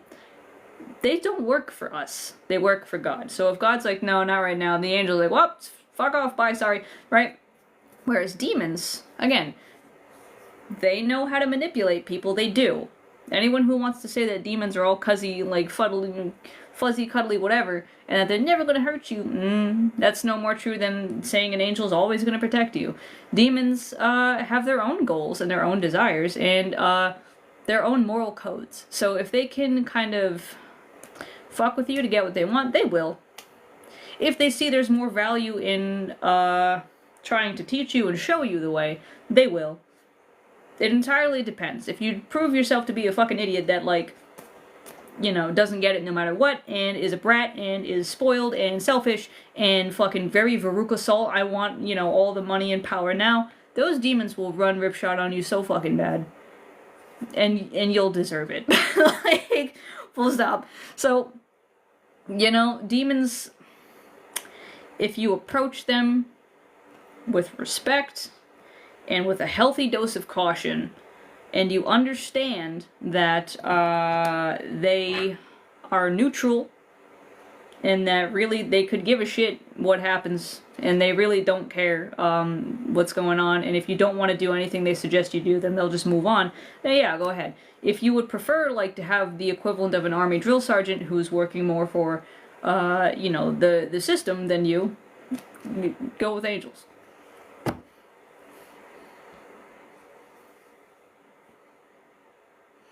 Yeah, well, not all demons used to be angels, but very many demons used to be angels, yes. And so that's why some demons that were, like Azazel, you can tell they were angels because they will still not fuck around with you. They'll just be like, do it or don't, I really don't give a fuck. Like, you know? Is Michael Mike... So, Michael's name means he who is like God. So if God is like a full-size perfume, Michael's like a travel-size perfume. They're still just as pungent and potent, though. They are the same exact scent at the same exact strength, just one's not as much as the other, right? So Michael is awesome. I love Michael. He's one of my faves. In fact, he might just very well be my fave. But he will absolutely kick your ass to hell and back. Like, the way in which I did a novena to Michael, mostly just to, like, honestly, you know, get the body back on point, but also to get, like, mental discipline, spiritual discipline, and all this other stuff. I was like, Michael, can you help with that? And then he gave me the most strenuous, insane, balls to the wall fucking Q4 of my life. Like, ugh. This past 3 months has been so fucking difficult. And I'm finally now letting myself get a little bit more loosey-goosey, right? Like sleeping in and having more fun and maybe not working myself to literal death. No. Earlier I was like, oh, you want... Michael was like, you want discipline? Get ready to work 6 12-hour days, bitch. And I was like, ooh. And then work out, and then cook, and then clean, and then everything else. Oh, I got my ass kicked. My house needs to be vacuumed so bad by right now, you don't even understand. But I proved that I could do it. All of the projects I wanted to do, I got them done. I suffered. But, ooh, it's one of those things where once you get through that, nothing else feels hard. Nothing else feels hard. So, hey! Well, oh my god, now I'm like, okay, I'll do this until like around December. December I'm having it's party time. So like I refuse to drink alcohol if there was not like a special occasion, like a birthday or something. Very much like get up at 5 a.m. every fucking day. Oh my god, you know, the whole thing. The whole thing. Ugh, even on Saturdays, man. Oh my god. That's bad. That's bad. But now I'm kind of like, cool. Time to eat chocolate and put amaretto in my hot chocolate and also sleep until the sun is actually up, and it's great. Oh, it's like a reward. Anyway, sorry, I just went on a big old tangent. Is Metatron real? Yeah, Metatron is Enoch, basically.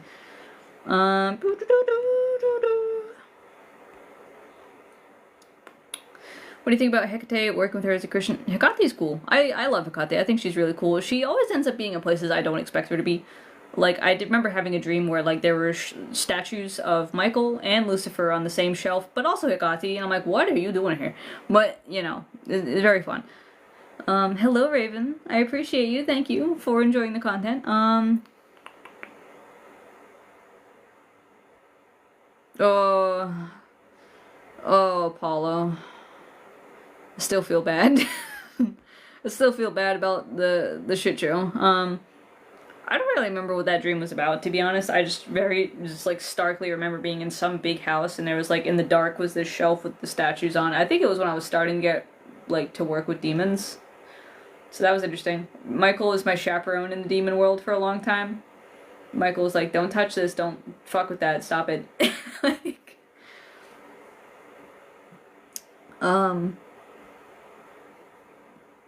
I thought about creating a video game. Listen, the amount of shit I would do if I had the time, resources, and skill. Ugh, I would love to make a video game. But, anyway. What do you think about astrology? Astrology, to me... So, there's a lot of fun stuff. So, Henry Cornelius Agrippa von Netterheim, this fucking guy who was, like, hyper-Catholic, but, like, really into occult stuff, and, like, kind of wrote the fucking playbook for Christian occultism. He had the same idea that I had, which is very fun, which is that, because we have Jesus, or in general God, because this does apply to Judaism too, because we have God, who is the basically master HTML writer of the world, the laws of fate do not apply to us, like at all.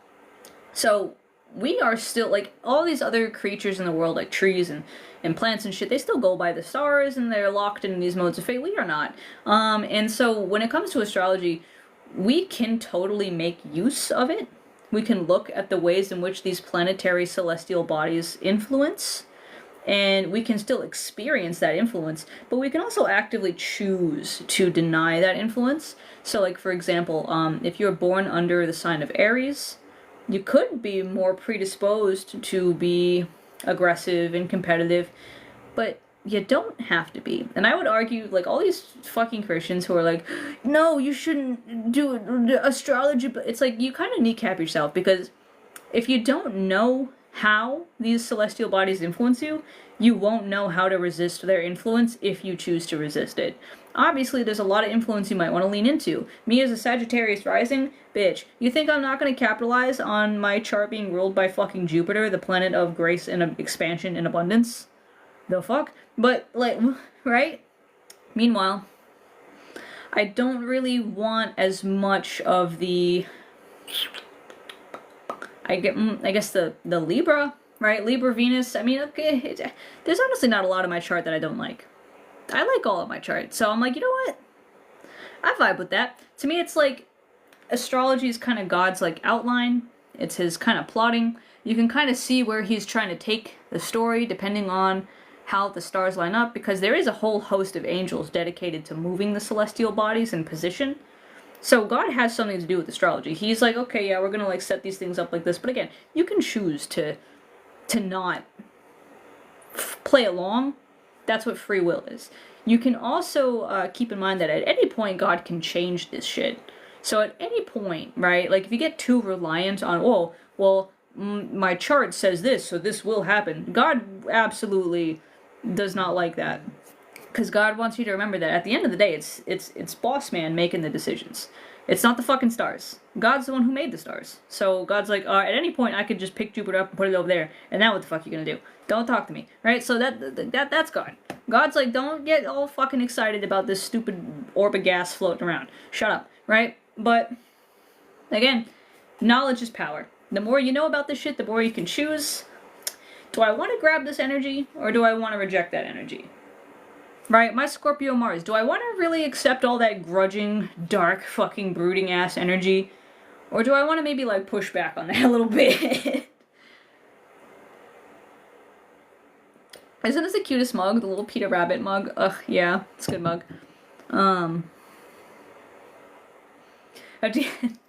Yeah, see, this is the fun part, right? I am a Virgo. I'm a Virgo Sun and Mercury.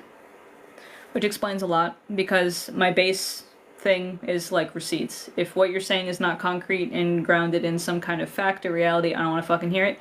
But also, my rising and my moon are Sagittarius, so I'm basically an honorary Sagittarius. Like, the energy is very sag, you know? So, the Virgo only comes out when I need to plan my day out, I need to meet a deadline, and I need to be right about something, like factually. Sagittarius is all about being right philosophically and morally. Virgo is all about being right factually. You put these two things together, oh no. Fuck. Oh, thanks, Estrella. Belok is fine. Belok is just kind of cleaning himself. Biba! Yaboo! Anyway, tips for working with Mary.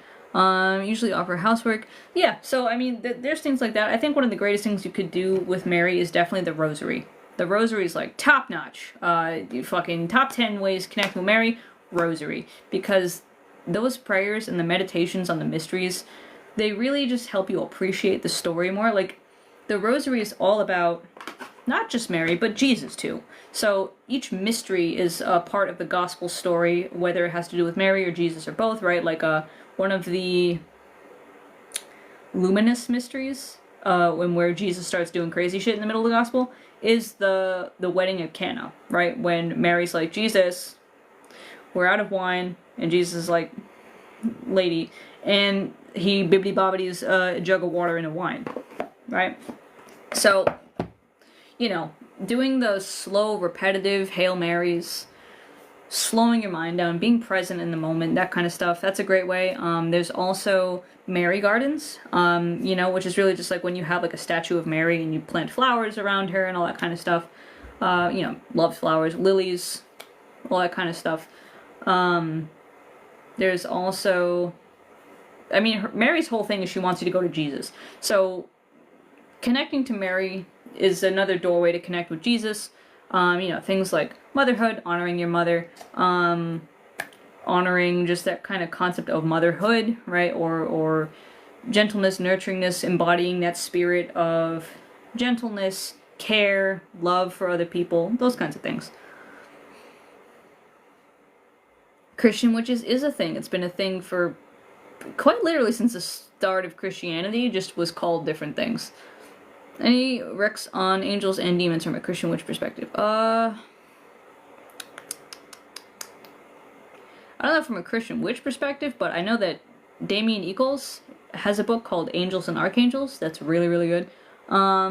As for demons and demonolatry, you're better off going to demonolators for that. Honestly, I would say S. Connolly is a really good author for demonolatry. She's got a really good starting book. So there's that. There's also, there was another one that had to like, that paired up the 72 angels and demons together, because that's how they're supposed to work. But, I forget what it's called. ChatGPT prayers. Do I have to get a bunch of expensive, no. No. In fact, in that book I just mentioned, Damien Eccles, Angels and Archangels, he says in it that a powerful magician can be dropped off butt-ass naked in the middle of the jungle and still do insanely powerful magic. You do not need a single tool. Here's what tools are for. Tools are to get you in the right headspace to activate the magic. They are not your actual source of power. The crystals, the herbs, the bell, they're not the source of any of this power. The source of the power, depending on what tradition you're going from, is going to be your own soul and the soul of your deities. So, like, for me, if I explain this, I always like to explain this way. For me, as a Christian witch, my soul is like this laptop adapter box, right? And so what happens is, right, to turn on my laptop, to make sure that this has power and I can do things with it, I need to get power from the grid, the massive electrical grid, which is, in this metaphor, God, right? My soul, or the laptop box, it actually is able to convert that insane power from the wall, or God, into something that is much more easily used by the laptop. If you plug the laptop directly into the fucking wall of the house, it blows up, your battery explodes, it's too much, right? So this converts that insane energy into something much more usable at a physical level, right? Manifests miracle through us, basically. So if you can grasp that, you really don't need anything. You just need to be in communion with your divinities and channel down their divinity, their power, into that little box and convert it into the energy that then goes out from you to the world, right? Because we're not trying to do like insane shit. We're not trying to like blow up cities with magic or something. We're trying to manifest these little miracles, this mystical experience, as one person.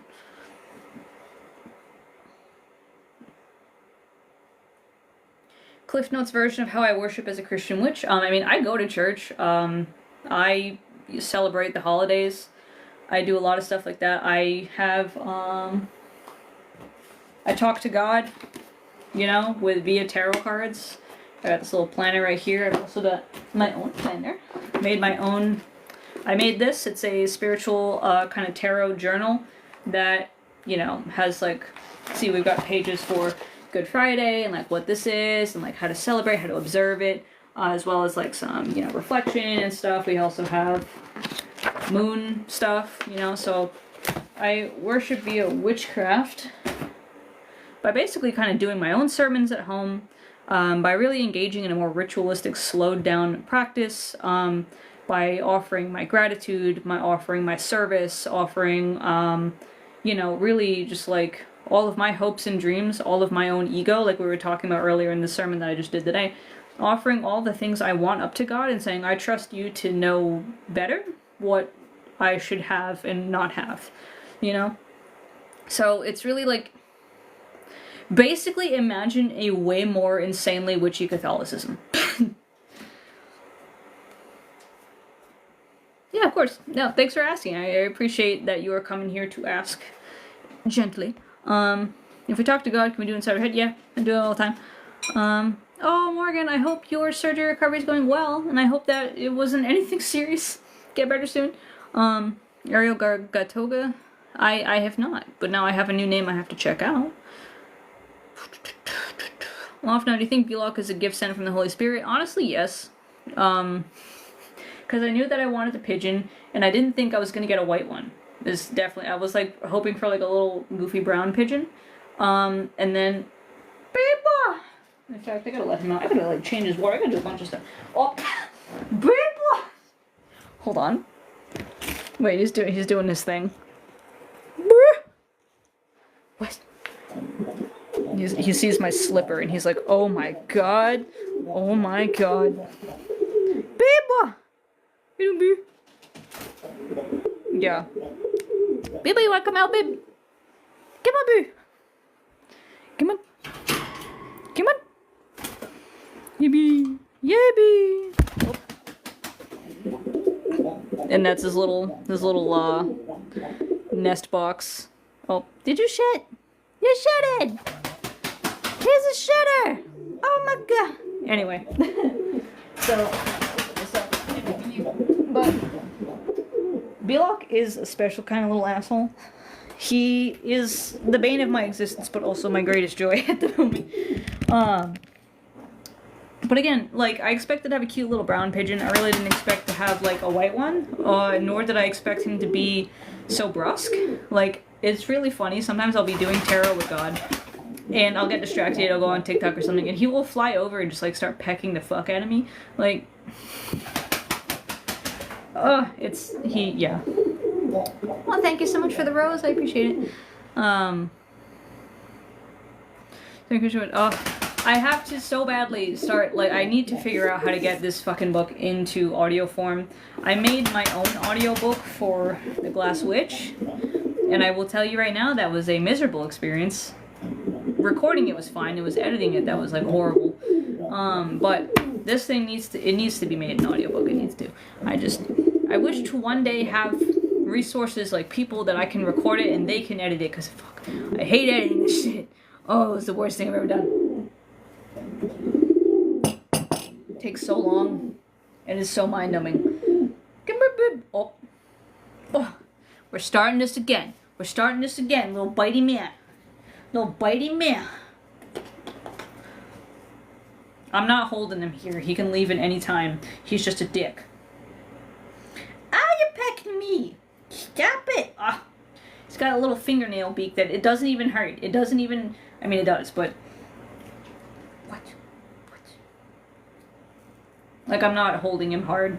He's just a little shit. See what I mean? Like, how... This fucking bird, bro. How is this a symbol of God's spirit? This guy? What the fuck? Okay. He's such a special guy. He's such a special young man. He's such a please, he's fighting me so hard because he really wants to impress my slippers. He really wants my slippers to think that he's like a hot, manly, strong, powerful guy. And so he's literally like acting like this is the fucking Roman Colosseum and he is the gladiator with his life on the line right now. But he's not. He's just a stupid old man. Shut up. Oh my god. Stop. Here, I'll show you what I'm fucking dealing with right now. Biba! Don't mind all my scraps from... This is like stuff from when I pack books, like the little tabs come out. Biba! Oh! Give me... Oh my god. Oh, no. Like he'll follow it around. He'll just... Oh my god. Beep! No. He loves fighting. He loves violence.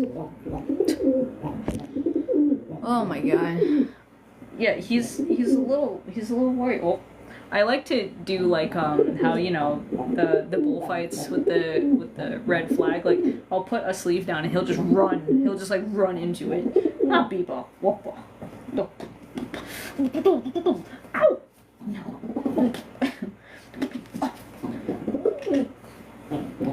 He's so bullyable. He's so easy to bully. Easy to bully. Oh. So easy to bully him. So easy. Anyway. But okay. God is both love and destruction. Yeah. Be interested in making videos about ways to connect with spirits. Sans needles. I mean, honestly, I wouldn't really know how to, because like the way I connect is kind of like basically asking the Holy Spirit to be like an operator and just kind of like connect me to who I'm trying to talk to. It tends to work. No. Of course, with saints, there's also their feast days, you know, doing special things. Like, for instance, Saint Nicholas is a patron saint of like 1,000,002 fucking things. So if you wanted to connect with him more and get a relationship with Saint Nicholas specifically, think about doing charity work. Think about, you know, giving to the poor. Think about, you know, volunteering for organizations that raise awareness for human trafficking or, you know, child poverty or things like that. I just gotta tell my, oh hey, how'd that go? Stop it. Stop it, you mean me, man. You mean me, man. Me. Ha. Why are you so stinky? You're not supposed to be stinky, a bird. I need to give you a bath. Boop. Oh. just slaps. Anyway.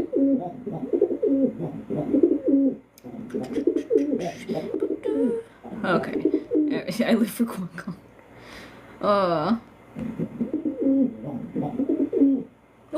Just curious. Oh, hey. Oh, thanks. Thanks for spreading the word about this thing here.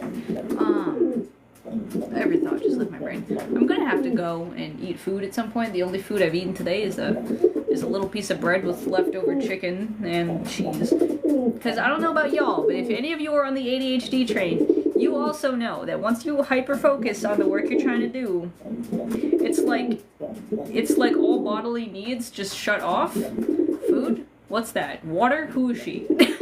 You know? So I hate it, because it's like I really would like to eat like 3 square meals a day, but then I'm just like, I gotta do this work, and then I get so engrossed in it that like 12 hours passes and I'm like, fuck. Hey, shit. All I've had is this coffee. Oh no. Oh hey, Saturn, I appreciate that. It always is like very humbling to me when people are like, I got your book for my birthday or Christmas, because it's like, you spend a Christmas or a birthday slot on my stuff? That's crazy. But I love it very much. I appreciate it very much. Oh, and by the way, you'll notice there are 2 authors on here. I gotta plug my girl Mimi.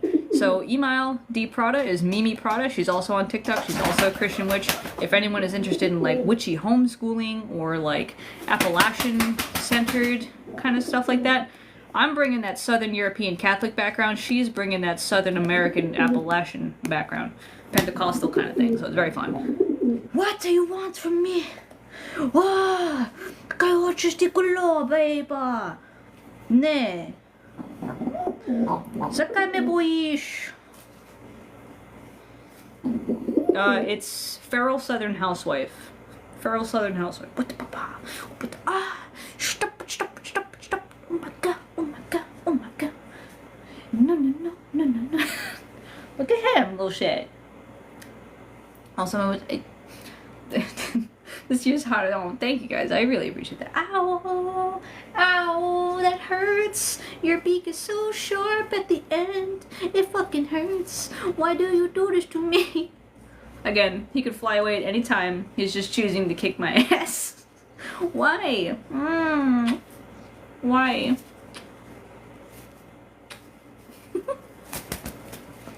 So this is what I get for, like, I don't know, having pets that are too much like me, because I love fucking with him, and then he gets really mad about it, and now I'm getting fucked with, and I've done it to myself. Oh my god, thank you guys for all the gifts, I really appreciate it. Speaking of Slavic, I was, for a hot minute, I was speaking Slovenian.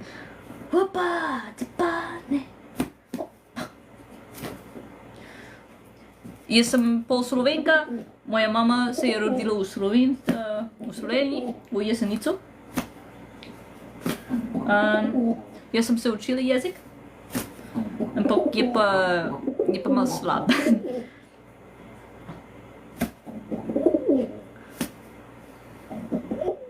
Witchcraft, Portuguese, yeah. Any kind of like cultural-based witchcraft's gonna be really cool because it's gonna draw on so many of those pre-Christian like cultural superstitions and practices and beliefs, and it's gonna be very much tied to those like land-specific like legends and stuff. It's very fun. Is Slovenian Czech? No.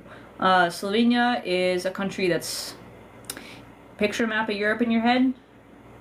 It's right to the direct east of the top of Italy, right under Austria, right above Croatia, right next to Hungary.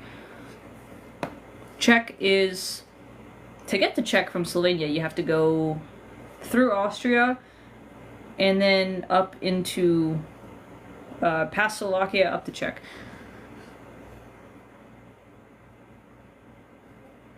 Slovakia, I feel like Slovakia is like the missing, like Slovakian language is the missing link between like Polish and Slovenian.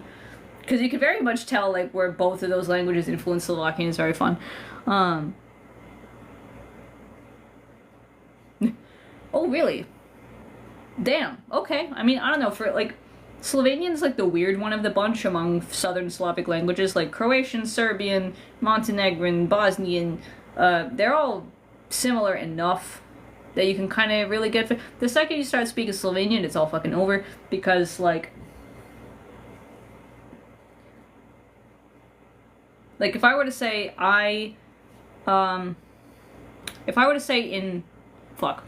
in maybe, like, Serbian, like, I saw everything, ja sam vidla sva, or something. But in Slovenian, it'd be like, jesam vidla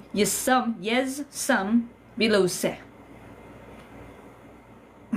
So there's a little bit of a difference. You know, a lot of Slavic languages, they say for I, they say ja. Slovenian says yes. Yeah, the whole thing. It's very, very weird. It's like, imagine if Keebler elves spoke a Slavic language. That's Slovenian. However, crazy for Polish, because for me, I can understand Polish to an extent when it's spoken. The second I have to go fucking read Polish, I'm like, oh no. I go to the Polish market and I'm sitting there like a toddler trying to sound it out. I'm like, what the fuck?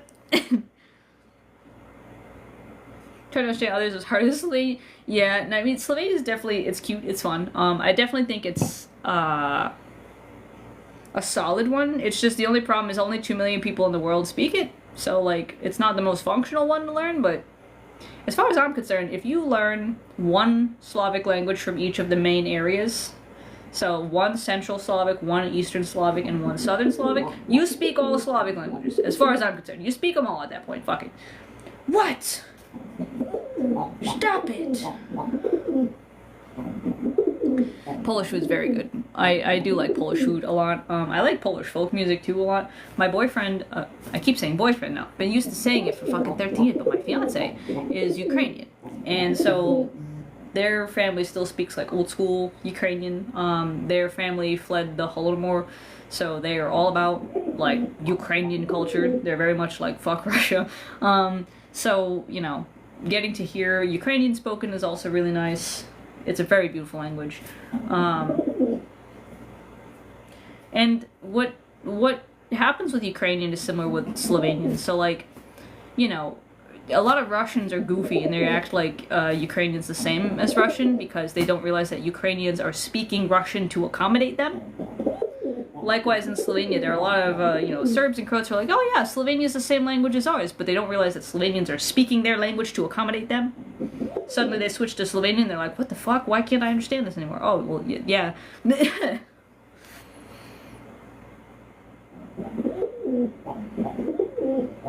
Oh, yeah, I bet there's a lot of Polish in Chicago. But, oh my god, hey! You're like my Central Slavic twin. Virgo's son named Sarah, but Polish instead of Slovenian. Honestly, I just watched Bilog run straight into the leg of the table. Relax, you demon! Oh no! Anyway, but I got so lucky, honestly, to be living where I am in America because most Slovenians are in fucking Ohio.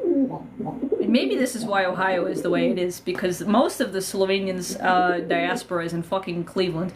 But I'm here in Rhode Island because basically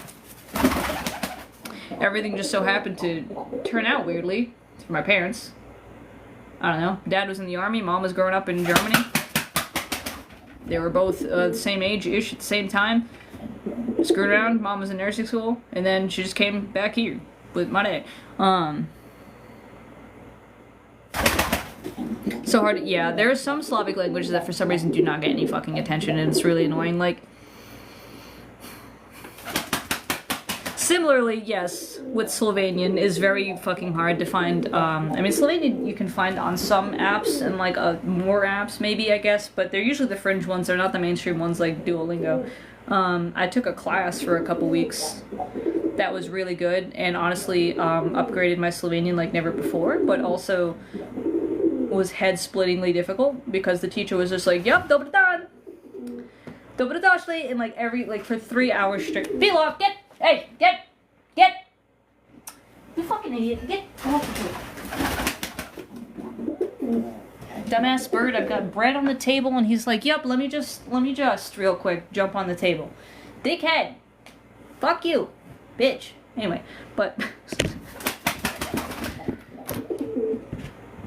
But anyway, so, yeah, that class was like 3 hours a day, 5 days a week, of just not English. It was just immediately Slovenian. And I got really good at understanding by the end, but I was like, fuck. The first week I almost quit because I literally had such a headache trying to, like, switch into Slovenian mode. Week 2 was a lot easier. Anyway. So, may I ask, what is your opinion, experience with Aphrodite? I haven't really spoken to or worked with Aphrodite, so I don't know. I think that her epithets are really cool. I really appreciate that, like, it's so annoying. Fucking, we get this, like, idea, especially in Christian society, that, like, Aphrodite is, like, vain or all about beauty, or, like, you know, it's just, like, a romance object, and it's like, no. Ever since I learned about Aphrodite, I've been like, god damn. Hell yeah. Like, that whole idea of love and war being so connected, like Aphrodite and Aries, love that shit. What? Why do you hassle me, hassle man? Why do you step on my fresh bread with your pigeon feet? Yeah. Anyway. I found it, so the Slovenian class I took was through the, there's an Institute for Slovenia as a Second Language, and it's like an 800 euro class, but I was able to get in on a scholarship, and that is quite literally the only reason I was going to be able to do that. But they have, like, in-person ones in Ljubljana, they also have, like, the online one, so I did the online one, and it was fun. I enjoyed it. It was hard. It was fucking hard, but it was good.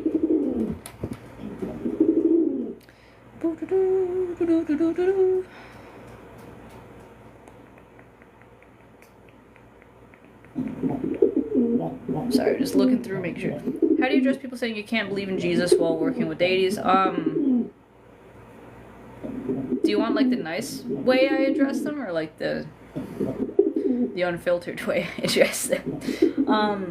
But, I mean, I don't know how we fucking got here, honestly. Like, the whole, like, you can't worship other gods suddenly became you can't believe they exist at all, which is kind of ridiculous. Oh, if you want the unfiltered, yeah, I address them by saying that they're fucking stupid, and they don't understand their own religion, because, again, like, thou shalt have no other gods before me does not mean thou shalt deny the existence of other gods. No. Like, what? These are not the same concept. We have very clearly Judaism, early Judaism, being monolatrist, which means that they recognize all gods exist, but only one is worthy of worship. We have Psalm 82, where God directly looks at all the other gods and says, y'all are fucked, and I don't want to deal with you. Like, we have in Exodus, God punishing the gods of Egypt, like, verbatim, that's what it says. Like, the other gods exist. The only thing you're supposed to do is not put them above God. Like, that's it. So, this whole, like, you can't believe other gods exist. Why? I just don't recognize them as the supreme deity. They're still out there, very clearly. But when you start going down the, oh no, other gods don't exist thing, well, now your only option to all of these very obviously existing entities that very clearly have an impact on the people that worship them is to call them all demons, or fallen angels, or something stupid, which is not true. At all. What? In fact, the word daemon itself is a Greek term that refers to not, like, lower deities, but, like, basically deities that are under Olympian gods. You know? So the word daemon is, like, it's a Greek term for, like, a helpful spirit, a guiding spirit, you know? A divine spirit. So Thanatos and Hypnos, which are death and sleep personified, these are daemonis, and they work under the Olympian god Hades.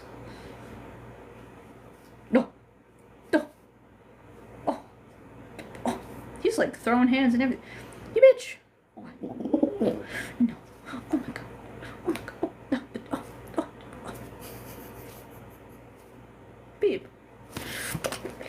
Anyway. But, okay. So, I think I'm gonna head out. It is 5:30. Pagan and mythology. Not really, no. No, in fact, actually, you know what? There's something really fucking funny. I was in this book called Christians as the Romans Saw Them by Robert Louis Wilken. The apostate emperor, I believe his name was some kind of Justin, I don't know, something like that, but he was the apostate emperor. He was born Christian, so we're at the point where Christianity is the religion of the imperial family. Born Christian, went back to the old ways of Roman paganism, and he was at one point saying, like, you know, us Romans understand that our religion is, like, myth and, like, not literal, and that, like, obviously, like, a lot of this shit's not physically possible, so what the fuck are these people out here saying that their religion is literally true? Like, the story of Jonah, you can't fucking live for 3 days in the stomach of a whale. This is obviously horseshit. Why do they insist that their religion is word for word literally true? Like, they were saying that 2,000 years ago. Like, so, you know? I'll just put that out there. But anyway, yeah, I'm gonna head out now. Been here for a hot minute. I want to eat some more food and maybe tell my bird to stop being a dick. And then also play some Animal Crossing, specifically the Happy Home Designer DLC that they put onto New Leaf, New Horizons, or whatever the fuck it is. And yeah.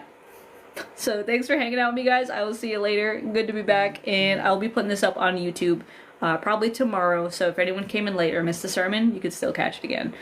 See you guys. What book was that real quick? It's Christians as the Romans Saw Them by Robert Louis Wilkin. Very good book. A little bit dry, but definitely recommend it if you want to see what Romans were thinking during the whole fucking shit show that is Christianity's start. Really, really, really telling book. So, see you guys. Goodbye. I'll see you another time.